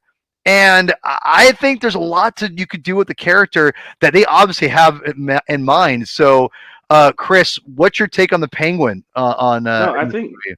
I haven't thought about it, but now that you say it, it might be the best Yeah, depiction of. The I only think one I can so. think that the video games does a good job because he's sort of like an arms dealer in Mhm. in there, and he Okay. he runs like iceberg lounge and things like that. But yeah, Colin Farrell just that's not Colin Farrell right there. Like that's No, yeah, that's that's a Penguin. Like right. he was great. Yeah, Michael, what's your take on the Penguin? Yeah, absolutely. Like he was awesome. Like I think it's a like you said, it's a unique role. Like I don't think I've ever seen the Penguin in a role where he's not, you know, in in a more of a position of power. And I guess in a way, Yeah. like this was kind of his origin story too. Um, in a way, this is him becoming the Penguin, by the end of the film. And my real question is, will he actually have penguins in this movie? Does it fit within the Mhm. universe? I You want know, I want to see them try it, and I dude, want to. go ahead. Sorry, I'm sorry. Yeah, it's just I think I want to see them bring some of the kind of wacky comic book elements into this very grounded universe. Ooh, that Andrew. Ooh, ooh, that is you might have hit a home run on that one, homie. That's pretty good. That's good. You know what I'm gonna say, Michael? I think you're onto something because I thought the same thing too. I'm like, how do you put penguins in this? And this is how you do it. He becomes that character. He becomes the penguins where he's so over the top. Where he's like, hey, at my club, I got penguins. That's how much money I've got. Like that's how you sell it because he can just flaunt his money. Like I got so much money, I can afford to put penguins in this mother effer. You know what I mean? Like that's what it feels like to me. So yeah, I thought Colin Farrell was phenomenal, and I think we're gonna get a there's I have a lot to say about these HBO Max series, but this is gonna be very interesting. Um, Yeah, the thing about the Penguin though is like the Penguin is a top. He's one of the main four Batman villains, sure. right? But Mhm. I feel like he never really belonged there. Like to me, he is way down there compared to the Joker or the Riddler or even Two Face. Even though Two Face isn't even. Yeah, I don't consider him in the top. Yeah, everyone has their top four, right? Catwoman, Joker, sure. Riddler, and Penguin. That seems to be the top four Batman villains that people associate Batman with. But to me, Penguin has never had the materials to support it Yeah, being in that top tier. But this is an opportunity for him to get there. yeah, absolutely. All right, so let's go again. I got a couple more things I want to get through because there's a big one we haven't gotten to yet, which we already know that's going to be. But whoops, that's Batman. He's good. Riddler. I think that I've said this movie is basically Seven meets The Dark Knight, which is not it's not a detriment to this movie at all. I thought the Riddler was perfect. I thought Paul Dano was great. Obviously, he's physically not going to match up the Batman, but I love the interpretation of the character. The costume I thought was interesting and different. I felt you couldn't do the Domino mask, even though I love the Domino mask. I'm a traditionalist. I love that stuff.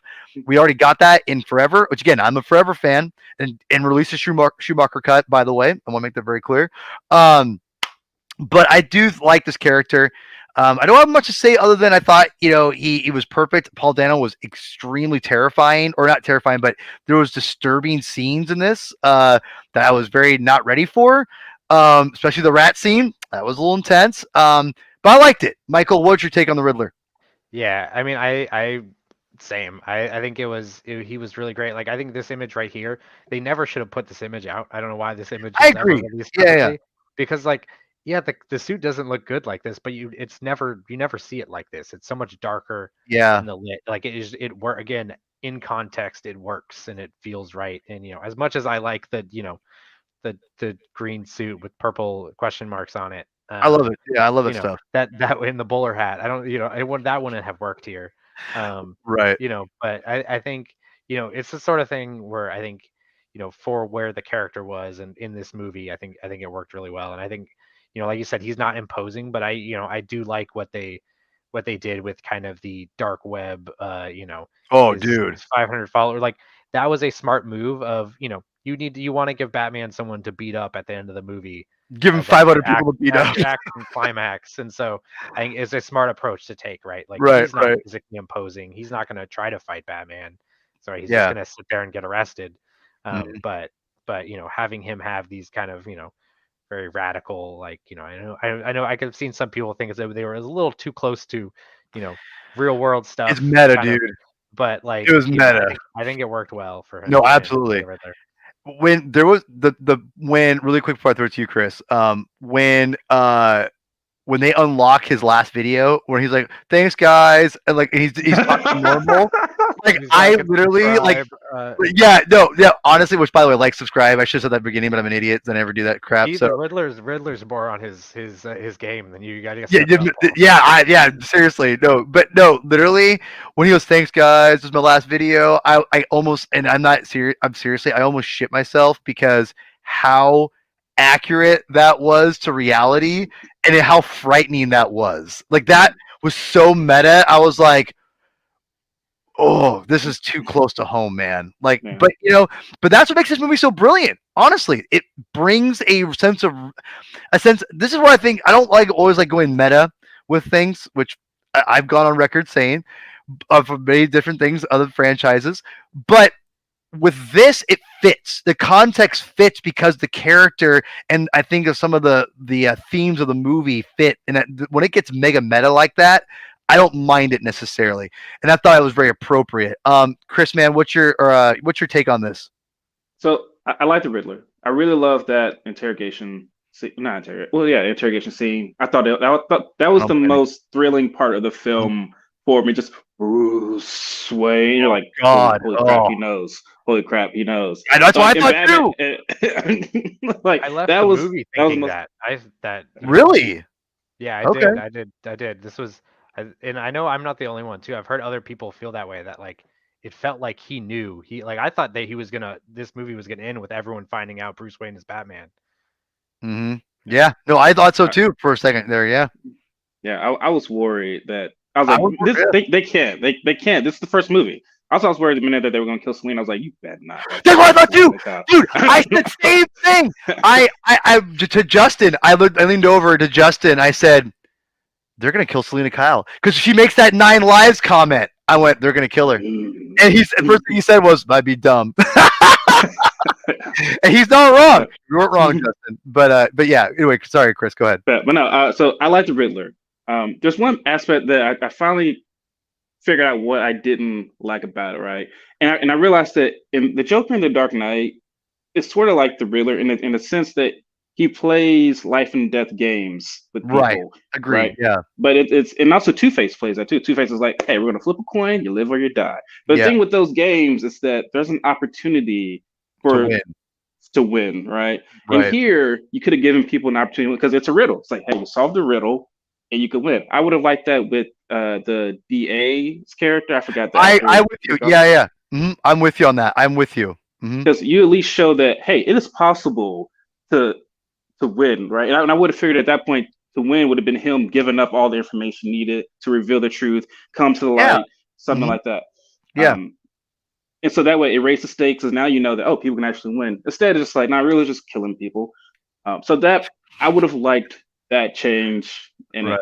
The other part, which I wouldn't really change, and it's one of the strengths of the movie. The movie's so focused on Batman, it should be. Like every single scene is Batman. Except for the first Riddler scene, Batman's in it, which I absolutely love. But there's a little bit of drawback of that is that you don't get a sense of what the Riddler is doing. Like in the Dark Knight, you see the Joker talking with mobsters.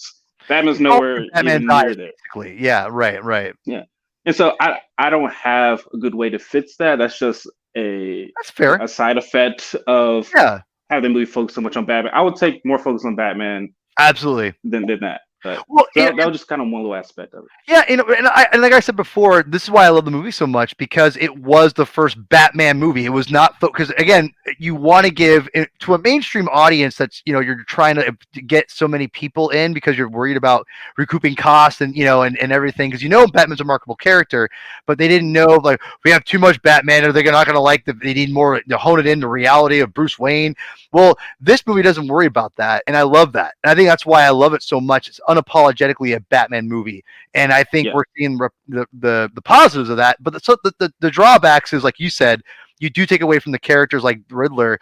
But I didn't really mind it because I felt like they did a good enough job explaining this guy's a messed up orphan, basically, which is is whatever. So I have one. I'm going to try to rephrase this the best way because Chris brought up a great point. You brought up a point of like, you don't like when people, can we just retire the phrase of it's not perfect, but, but here's the thing. I'm going to nitpick one aspect, and I think everyone, and if you're still watching, comment on this and on the video too, but on the live chat as well. I'm curious what you guys all think. Is the Arkham reveal of Thomas Wayne and Martha, was that handled a little bit clumsily? A little bit that, and I think the voicemail scene when Carmine, which we haven't talked much about, but obviously Carmine Infantino, Turturro is phenomenal. I love Turturro a lot, but it's very self-explanatory to me. But I do think the Thomas Wayne Martha Arkham thing was a little bit messy. And I thought the exposition of the voicemail by Turturro, by Carmine, was a little bit. Those are the weakest parts of the movie, and I say weakest that they're just necessary elements. I feel, but I still liked the exposition thing was a little bit too much. I thought again the most negative thing I'll get to on that movie, but the Arkham thing I think is setting up something bigger, which I think is cool. I like what it does. It just was not handled the most smoothest. So, Chris, what's your take on the Arkham and the and any other nitpicks you might have? Let's see. So I didn't mind the Carmine voicemail thing. I thought it was perfectly fine. Okay. The Arkham thing, it was very exposition heavy. Like it was like, all right, here's a newscast. I don't show at all. And I was like, all right. And then, but I don't mind the story element of it. Like I mostly enjoy that part because it builds the world of Gotham. It's like, hey, the Waynes, she was in Arkham Asylum. Like people know Arkham Asylum, and once they connect that with Batman, like, oh wait, Batman's in Arkham. Like, is this why he's somewhat unhinged? And I do think there's more to explore in future and in future films. Like maybe I would love. So have you ever played the Batman Telltale games? I have not. I've not. Okay, they're great. But there's one part Michael probably has, right, Michael? Yeah. No, I've not played the Telltale ones. Shut up! I've played. All right, I've played the Arkham games. Chris, or Paul, you haven't played the Arkham games. You can't give me. I give you Arkham. I don't play video games though. You're the video game guy. I know, but you should play the games. Go play. All right, Chris, go on. I'm sorry. So in it, Bruce Wayne like goes to Arkham for a reason. He's because Joker is in there, and he's sort of going undercover. Like he goes in there for some reason, but I found that really interesting, and I could see that happening in this movie of Batman being like Bruce Wayne being like, all right, I need to discover what's going on in Arkham. I need to just go in there and check some stuff out, and he comes across the Joker. Which we didn't mention that. Yeah. That's next. But go ahead. Okay, but I can see that being a possible in the film.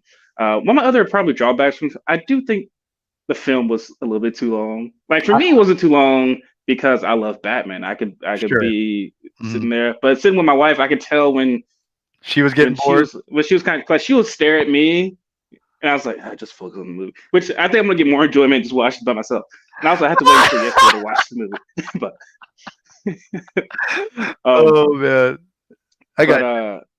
So, and I think there was a part in the middle there. So the movie starts off, I'm like, holy crap, this is amazing. Like the whole shadows thing and everything. The freaking with Selena doing detective work with the eye lenses. I was like, holy crap, this is amazing. There's some point in the middle there where I wasn't like, holy crap, this is amazing. There's a part in there I think it just lost maybe a little bit of focus. I can't even pinpoint. I know what you mean. Exactly. I know what you mean. Right. maybe because they're going back and forth with the whole errata thing and stuff. Even though some really cool car chases and stuff in between there, it just lost my focus of what is the mystery. And I think in there was a little bit of lost focus of it wasn't that impactful when I think when they maybe caught the Riddler because he gave himself up. I was expecting himself to like escape or something. Even though I'm glad he didn't escape because that would have been really cliche. Like Joker did that already in the Dark Knight Yeah, trilogy. yeah. But at the end there, I think there was just a lack of, and I love the ending. But when it comes to the threat, I didn't know what the threat was. I don't know if they did a good job communicating. Because even when the Riddler was like, "Oh, you don't know? There's another grand plan." I was like, "Well, what's the grand plan? Like, what is Batman trying to go to Madison Square, not Madison Square Garden, Gotham Garden?" It looked like that. Well, I kind of thought the same thing. You weren't alone. You weren't alone. You weren't alone. Why was he going there to stop? Like, I didn't know what it was until it was like actually happening, and then the flood comes in, and to me the flood sort of came out of nowhere, and so they could have set that up. Like the Dark Knight Rises set up that someone has like explosions in these bridge Sure. concrete things and stuff like that. Like who are doing these permits and stuff? Even though at the time it seemed Right. At least set it up. So I didn't know that the flooding was a thing. They could have been talked about like, oh, well, the renewal project was supposed to go towards building up our infrastructure and these and here and these here. Like we're at risk of maybe this and this. So they didn't introduce, I think, what the risk and threat would have been at the end of the movie well enough. Right. That's fair. I think that's fair. Michael, what's your any other nitpicks and your take on the Martha and things like that? Yeah, that the Martha stuff I didn't have too much of an issue with. I think for me of that in that kind of part of the film, I think the one part I did kind of that I think, and this is probably one of my only nitpicks on the movie as a whole, is I feel like they kind of tried to brush over the like, hey, your Bruce, your dad is not necessarily a perfect person because it's like, you have you have the reveal. It's like, oh, he tried to basically went to have someone murdered. That's real bad, like. Well, he didn't have him. He didn't want.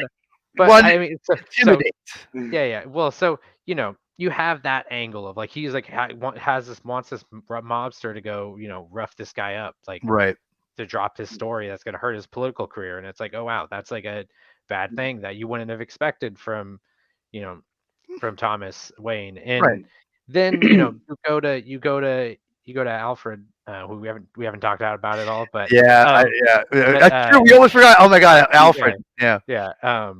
And then Alfred's like, oh, it wasn't that big of a deal. He didn't do it. And then it seems like Bruce kind of just accepts it and they just kind of move on. Well, that's his. I love that scene though. Father. Yeah, that's a surrogate father though. So I buy into that. That scene is good. I buy into Alfred kind of trying to comfort him and be like, no, he didn't mean to do that. But at the end of the day, if you go to if you go to the baddest mobster and you're like, hey, this guy, you got to make this guy make him go away. It's like this. Like Andrew says it best. Thomas Wayne know better. Yeah. This to me is the best interpretation. And really quick, Alfred. If I just finished Earth 1, Volume 1 and 3, which I end up loving, by the way, and I can't wait to talk about it on the binge in at some point. But obviously stripped right from Earth 1. I love this interpretation of Alfred. I think Alfred training Bruce is brilliant. It's a really neat concept. I love it. Yeah, man, I thought it was great. Really quick thoughts, Chris. Alfred, go. I would rather have. I really love Alfred. I'd rather have Bruce go study abroad than be trained by Alfred. That way he gets because one of the things I love about Bruce Wayne is that he's trained under every single martial arts known to mankind, trained under all these different things, not just trained by Alfred, but also Earth 1. Holy crap! Like one thing I love. Earth 1 comics. Volume 3 is okay, but Earth 1 and Earth 2. I agree. Volume 3 is a week. 100%. Yeah. But Matt Reeves, you could tell he was reading that because the Arkham stuff with his mom comes straight from Earth 1. His Thomas Wayne running for mayor, that comes from Earth 1. He took from Earth 1 a lot, as well as other comics. Right. Earth 1 heavily, I would say most, and that's why I think it informs a lot what's going to happen, I think, in other films, which, again, before we get into that, really quick, Quick thought, Alfred, go. Michael, go. I thought at first I was very skeptical of Andy Serkis as like, I feel he was too buff to be Alfred, like he's, I don't know. It's just one of the things like, you think of Alfred as like the old butler, He's too you know? buff? I mean, Andy Serkis is ripped, man. Like he's like, I just never thought of Alfred that way. I guess. The old butler guy. All I right. thought he was good. I think it worked. To the point on Alfred training him. One of the big questions I had walking out was, does that mean did the Ra's al Ghul stuff not happen, or did Yeah. he give him the groundwork? He taught him how to throw a punch, and then Yes. and then he still went off and became. That's exactly what, because they don't. That's exactly what they're. You could almost hint at what Earth One, or not Earth One, but what Year One did, which was they don't, because they don't ever show. I mean, Begins obviously did the whole Ra's al Ghul thing. That was them, right? Like, they're the ones that kind of introduced the idea that he studied abroad. Chris, like, there was this, or Miller basically said it. He studied under everything, but they went more further with the whole League of Shadows thing. I like the idea, though, what you're saying. I do think that this, like what Michael said, I don't think that he just was trained under Alfred. I think Alfred was the initial person who got him to be able to survive and do the heavier stuff abroad. Because remember, this Batman's not like, I mean, I'm not a young man anymore. I'm 40 years old. But this Pattinson's only 30. He's 35 years old. He's not like that much younger than I am. So he's playing Bruce he's playing a little bit. He's playing 30-year-old Bruce, I would think. Yeah, I don't think he's playing like a super young Bruce. So I feel there's a lot of time that he could be trained, like Michael said, by somebody else. And so I actually really like the idea of him Alfred training him, and then getting more and just kind of building off. That's Batman. That's always been. I don't think he had one thing. That's just me. So wrapping up. We'll end with, I think, what we think about the HBO Max shows, what they're going to do, and also will that tie into the big reveal? And Matt Reeves has been trying to, I guess, downplay this, which I'm like, shut up, just shut up about this. Don't downplay this. Which is obviously the Joker. Barry Keoghan's Joker.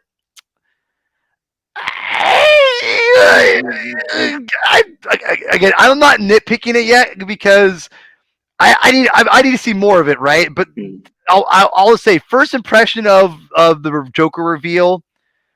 I'm not sure, but I wonder if, and this is where I think, this is why I want to bring up the HBO Max stuff with this too, because I think one of the things about this, what HBO and Warner Brothers might be doing, which might be pretty genius, is like kind of what Marvel's already doing with their Disney Plus shows, but really tying heavily and building this world up through these TV shows and having big things happening in them, and then us getting prepared and like ready to go into the Batman sequel. So I feel like the Batman's role may be just to introduce us to this world, like that was its job, and set the groundwork, and then the shows will kind of usher in, like, get the build off of the house, and then the sequels will finish the house, if that makes any sense. If that analogy makes a lick of sense. That's what I'm interpreting it as. So I think that depending on the reception of Barry Keoghan, and I think the reception of the world in general, which I think has been very good for the most part, as far as I could tell. I think Barry Keoghan will probably end up showing up in these HBO Max shows. So, Michael, your thought on the Barry Keoghan Joker reveal, and also the HBO Max shows, because again, if you don't know, because there's a lot, they've announced them like crazy. There's the Jeffrey Wright GCPD stuff. There's the Arkham show, and there's the Penguin show now. And so those are 3 shows. And are they series? Are they miniseries? I'm assuming they're miniseries. If they are, I definitely feel that you could use that to build off a Joker character. And I don't think Joker's going to be in the next film as a prominent villain. I think if you're going to do Joker, you do him eventually at movie 3 to really build up that relationship. But there's also been deleted scenes where like Batman and Joker have already tussled. Like that's Reeves has confirmed that. Like they deleted a scene where Batman talked to the Joker for almost advice, which is weird. So anyway, threw a lot at you. What's your take on Joker and all that stuff? Yeah, the moment in the movie I think was fine. Like I didn't have like a strong Sure. negative reaction to it. I wasn't, necessarily blown away. It was very much a I need to see more kind of Mhm. feeling. Um, and so, obviously, but I don't think I hope you're right in that we don't the next movie is not the Joker. I agree. 'Cause I feel like we've done Mhm. the Joker in movies not, you know, a lot. I'd Mhm. rather them go elsewhere in the movies, but like, if you have this Arkham show as a Mhm. way to, because you don't do an Arkham show with the Joker not in it. I think, That's a fair point. Yeah. they want the mass market to come subscribe to HBO Max to come watch this show. Because if you tell the people like, oh, there's an Arkham Asylum show, that you're gonna get some people. But if you're like, oh, there's a show with the Joker in it, Yeah. right, you're gonna get those people. And so I think you're probably right in that we see that character there.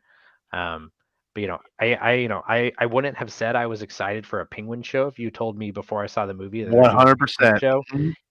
It wouldn't be like Sony making a Morbius movie or something. Stop it. Stop that. But Stop that, Michael. but where like I'm like, well, Love who wants Morbius. that? Stop it.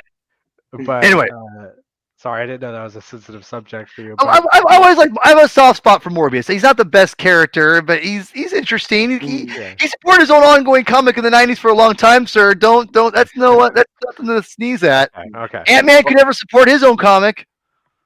Okay. All right. We'll let that lie for another All right. podcast. Yes. Yes. But yeah, I mean, I think like after seeing Colin Farrell's performance, I think I am very interested to see him do that role, do that show. On Yeah. the Gotham one, I think I had read that the Gotham PD show became the Arkham show. Did it? So I think I just read that. I was kind of Okay. skimming it. I That was might be skimming it. true. So I think that it was started as a Gotham PD show, and then it became something much more. I think is the quote I saw that like and kind of Mm, more moving into the Arkham. So I could see it being both focused kind on of. Yeah. the Gotham Police Department in their like going after these people and having some connection and confrontations. Mhm. You know, so I definitely interested to see more Okay. with So those Adam, I think Adam just said he's reading now. So you're right. They kind of, which again, I think that's a smart move on that one. So thank you, Adam, for Adam. As always, I love you, man. We'll get you on soon. In fact, Adam, I'll be contacting you soon about a potential Batman show coming up very very quickly. So be on the lookout, my friend. Love you. Chris, man, what's your take on Joker? What's your take on the show stuff that we're getting? Let me start with the Arkham show. I just not hearing about this. So I wonder would it be like Orange is the New Black or Oz? Like if it's like Oz, that would be interesting. Very interesting. If But be like, very interesting. but you almost can't have that show right now because Arkham needs to be filled with Batman's villains to I think really get a lot out of it. I agree. Yeah, Um, but I but think there's one yeah. Go ahead. I'm sorry. you I'm go. sorry. Go ahead. No, No, go, I'm please. saying. So in that Telltale game, right? So they're in Arkham a lot, and Joker's in there, but Joker isn't like the full embodied Joker. Like Sure. he has pale skin and everything, but he's kind of just like aloof and kind of like weird. Also, he's a little bit cowardly. Like for Mm. some reason he works for Harley. I didn't get that part. I mean, it was really cool and interesting. And he's kind of like Howard, like, oh, I hope Harley likes me and stuff. Like, I just want to make her happy. And then he eventually turns into this like also he becomes best friends with Bruce Wayne. He's like, you're my buddy, aren't you? And Bruce Wayne is using him to get like information on stuff. Mm. But Joker ends up finding out like Bruce Wayne is just using him, and he becomes like hateful and vengeful towards him. But I really hope they introduce more of that Joker. One of my favorite things that happens in the Arkham Origins video game is that the Joker's like the Joker, sort of, but then he jumps off a building and Batman saves him. And this is after Joker's caused like so much chaos and stuff and destruction. And Joker's like, why did he save me? It changes the psyche of Joker and turns him to like infatuate Batman and be like, I gotta like he opened me up to a whole new world of like I didn't know this was possible. Okay. So I hope we get a little more of that. As for the scene, I was confused at first because at first I thought Paul Dano was doing a monologue. I didn't, and then I sort of got. I was like, oh, it's a Joker. Yeah, I'm with you. Their voices are similar. They have higher pitched voices, both of them. Yeah, so I was confused there for a minute until you could tell he's talking to him, and I did love the riddle of just like the thing you have less of is the thing you need more. So I forgot the riddle. Yeah. Sorry. It's a Butchering the good riddle. riddle. Good one. Good one. I A good agree. riddle. It's like, oh, a friend, and then they start laughing. So that part was good. You can kind of see his face. I didn't love the face disfiguration, but we can wait and see on Yeah, things like Yeah, that. we'll see the movement. We only saw it from like there's time to modify. I mean, I'm gonna bring in a Marvel reference. I know a lot of DC people will love for me to do, but Thanos Avengers. I mean, same thing, right? Like, not even close to what we end up getting, but it got us there. You know what I'm saying? Like Yeah. it's. But we have. I think again. I think they're just teasing things to see what they're gonna do. Keegan's a great actor. I'm not here to say like he sucks. He doesn't suck. He's a great actor. I thought he was really good in Eternals, to be honest. I thought And nobody was good in Eternals, but you okay. stop that, Chris. Stop. I know. I know Eternals is a good whipping boy for a lot of people for Marvel It is. haters. It is. It is, but I still think it's not that. I think it's overrated or underrated, to be honest. It's actually a lot better than people give it credit for. I think there's worse Marvel films like Ant-Man and the Wasp. I do too. Those Thor: for The Dark Dark World. World. Volume 2, I'd watch Eternals over Volume 2 any day of the week. But that's just me. But yeah, I think it's wait and see about this. I do think it's very interesting what they're doing of building this universe with the HBO Max shows like Disney Plus is. But I think what they're gonna do is they're gonna incorporate that idea of like that's Tony Soprano, like that really element, that crime element. That Penguin show would have to be rated R, I would think. And I'm not one that likes. I'm not one to be like, oh, everything got to be like rated R. But the Penguin show, I think, would be rated R. Frank's on the money on this one. I at this point, even though I haven't loved that initial thing, I gotta trust Reeves. Reeves has nailed it. So I'm like, you know what? Until he proves me wrong, yeah, I'm with it. That's probably that should emphasize more of what I need to do is trust Reeves because he's freaking brilliant. Yeah, man. Guys, this has been great. Like I've had a blast. I got one last question. Please, last question. So, yes, please. What would you guys, if you could pick the villain for the sequel movie, or Good question. maybe if you want multiple villains, but like, what is the core antagonist or antagonists for the next movie? I know for me, I would, and I think it would work well with the themes and kind of what they were exploring of like the corruption of Gotham and remaking Gotham is doing Court of Owls and as like this, as in order to clean up Gotham and rebuild it and make it a better place, this kind of seedy underbelly that is kind of been pulling all the strings would be the one last thing you need to cleanse to kind of really heal Gotham. So I think that would be a good, an interesting thing, and I think it's a more modern thing that would be cool to see done in film because it's never been done. A lot of the other villains have been done. Chris? No, that's a lot of people have been saying Court of Owls. I don't think they framed it the way you just framed it just now, and I agree with that. I'm not sure I would go Court of Owls. One of the things I love about Court of Owls is that Scott Snyder took Batman sort of at his peak. Like Batman was like, I got Gotham down. I know Gotham. Nothing can surprise me. And he just gets wrecked, like to the point of just like he is just shook, like in that maze and everything. And I'm not. And Batman's not at that point yet, right now, where he just knows Gotham in and out, and he feels like he's the most confident in his mission and everything.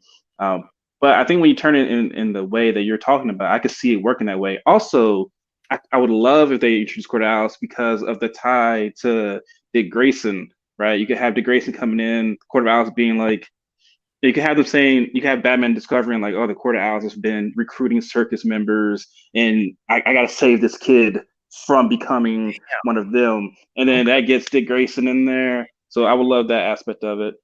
Okay. Do you want to add anyone else? I'm sorry, I don't want to cut you off.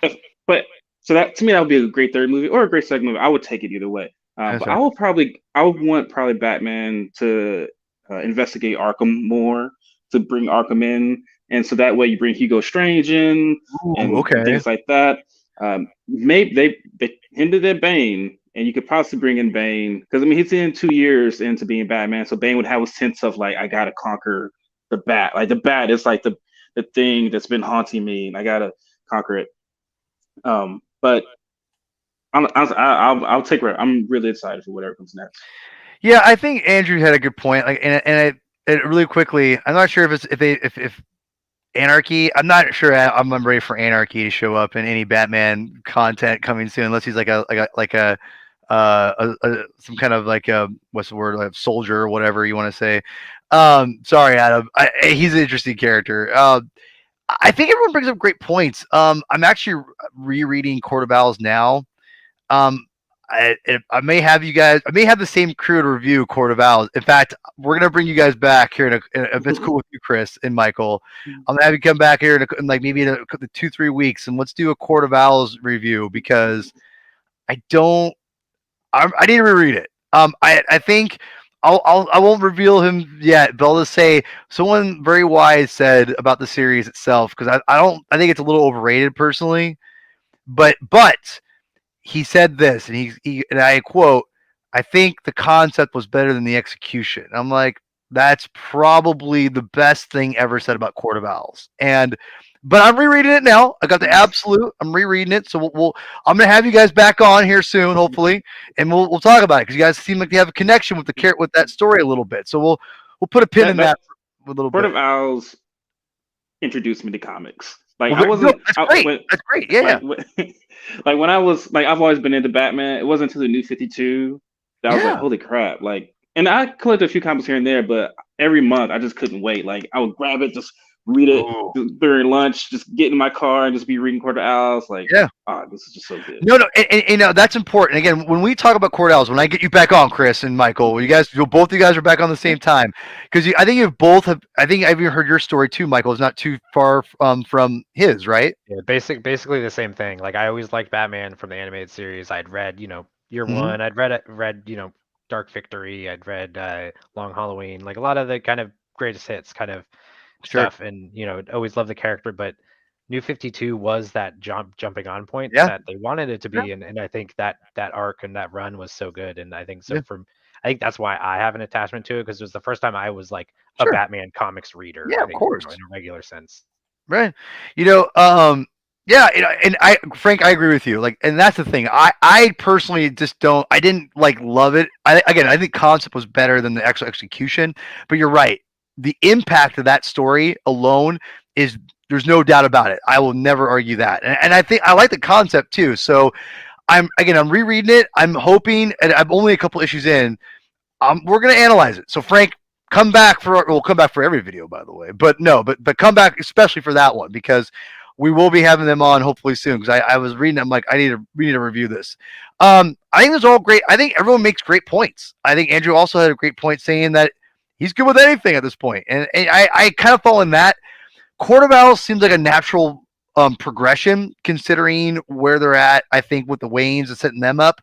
And the fact that now that he's like the hero of Gotham, he has to really find the demons of Gotham, if you will. And now with the Court of Owls ideas, there's a lot of brilliance there. I think that you could do. I don't know if it should be the main villains.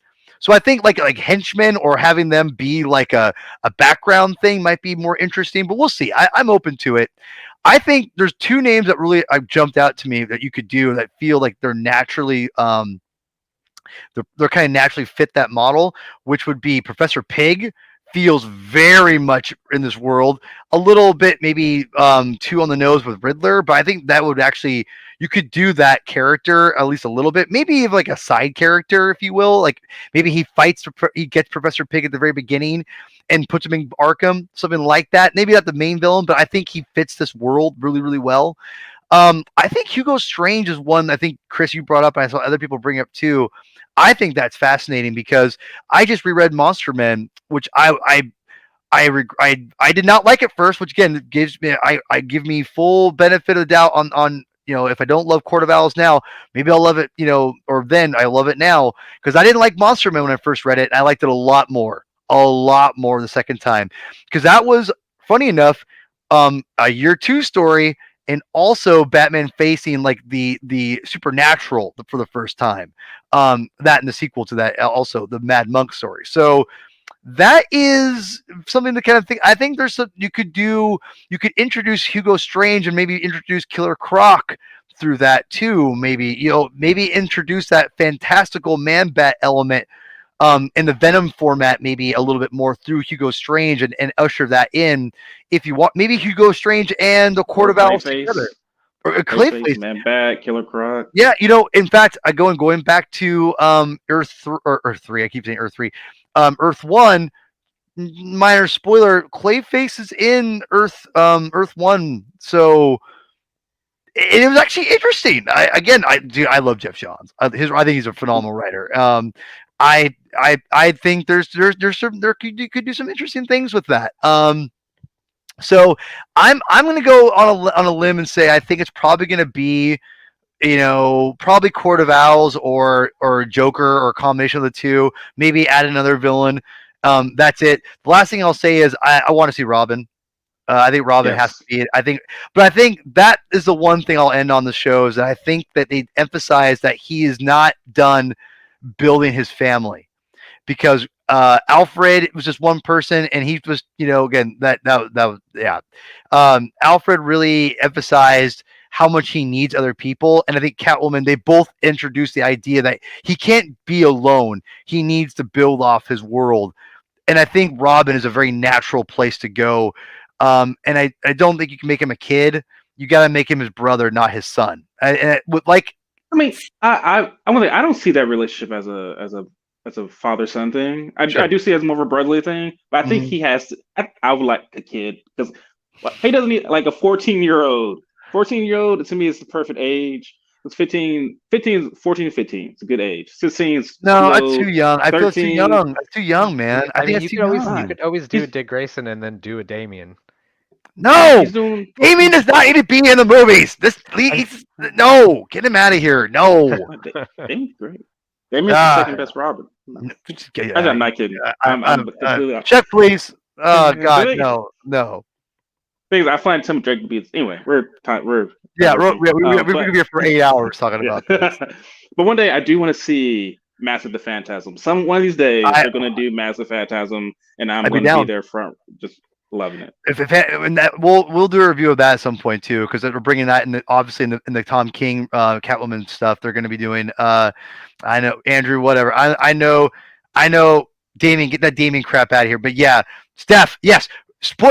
Legitimately, spoiler, no joke. Spoiler would be perfect for this world. Also, what she said, Tim Drake. I feel like, I think Jason Todd would be perfect for this world too. I feel all those characters could be done. You want to cram too much into this, but I think Robin is a natural step, and they've already kind of hinted at that. I think he would be a natural fit. I'll be honest. I'll end on this, and we'll do recommendations here in a second. I think the Batman '89 comic that they're putting out right now is probably the best way. I think is like I've said this before, is the perfect way to introduce a Robin. I think if you haven't read it, go read it. It's, I think, perfect interpretation of what you do for Robin, and I love it. I love this version of Tim Drake. I think it's perfect. I'm not sure, Chris, have you reading the new '89 series at all? I've only gotten to issue 1. I'm terrible at reading comics. Like I just buy them and then you just throw them on the side. Hey, you're not alone. You're not alone. Yeah. No, and hey, Huntress. Hey, I love Birds of Prey, man. Wait, I love Birds of Prey. Sorry, this is real quick. Why is Huntress considered part of the Bat family? Like she was in one comic. No, she was in the 90s. She's more introduced in the 90s, I'd say, as a prominent character. 80s and 90s, late 80s, early 90s. So, and Hush too. She's heavily. She's a lot more in Hush. Yeah, so she's a little bit more. Chris, I'll let you go first here, man. Thank you for showing up last minute. I've had a blast. I knew we'd hit it off like this.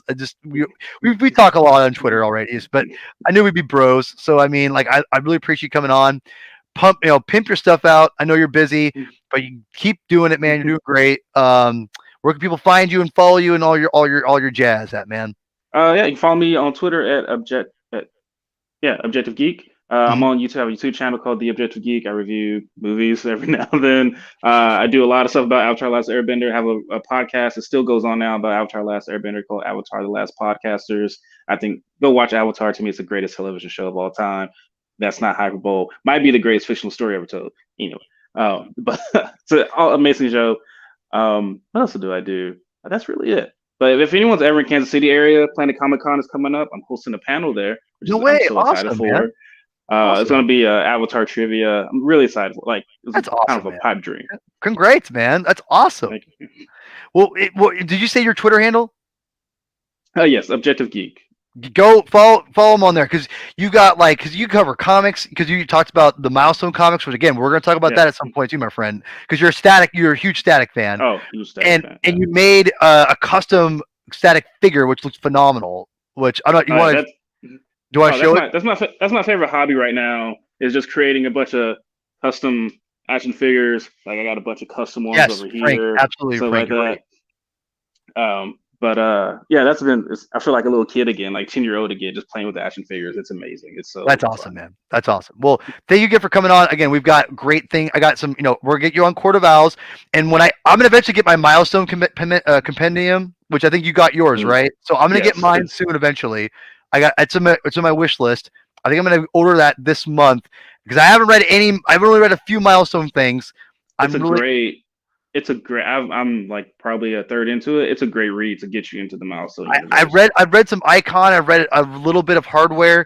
I'm excited to get into Static because I know you love it, and it's a big fan favorite for a lot of people. So we're gonna get you on for Milestones too. So don't worry, we'll get you on for that. Michael, thank you for joining me. I've loved talking comics with you, sir. It's been great. I just really appreciate you coming on and. Where can people find you at, man? You can find me at MJ Daily, wherever it is over here. The thing on the screen.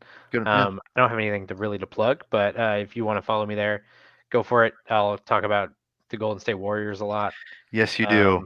Yes, you do. So, yeah, every time I do, I lose followers. I love it though. I check my followers counts, and cares. People follow me for other things, right? Star Wars, and then most Star Wars related. Yeah. Whenever there's a playoff game, or especially the playoffs, I'll look in and be like, oh wait, I lost 3 followers today. It's bro. I lose followers every time I tweet something because they're like, "This guy sucks." And they just, I was like, whatever. I'm so used to losing people. I'm just like, it doesn't matter. The one thing I always tell people is just do you. Who cares about it? It doesn't matter. Who cares about numbers and crap? So, which I know you don't, but it's just funny. You do notice when you talk about things you love that no one else does. Like when I talk about football, same thing. I lose I'm like, that's cool. I love football. I'm never gonna stop. I'm not gonna not. This Twitter's for me, not for you. Sorry, but whatever. Sorry if you've unfollowed me in the past and you're offended. I apologize, but not really. But anyway. But yeah, I need to tweet more about Daredevil and yes, you do. Stuff too. Yes, you do. Yeah, you did tweet about Batman your recommendations. Well, that was cool. But I hope you took my advice too. By you don't have to start New 52 stuff too. You can start right after Joker War. That's a good way to start. I think. Yeah, so. I haven't. I did reread the first issue of the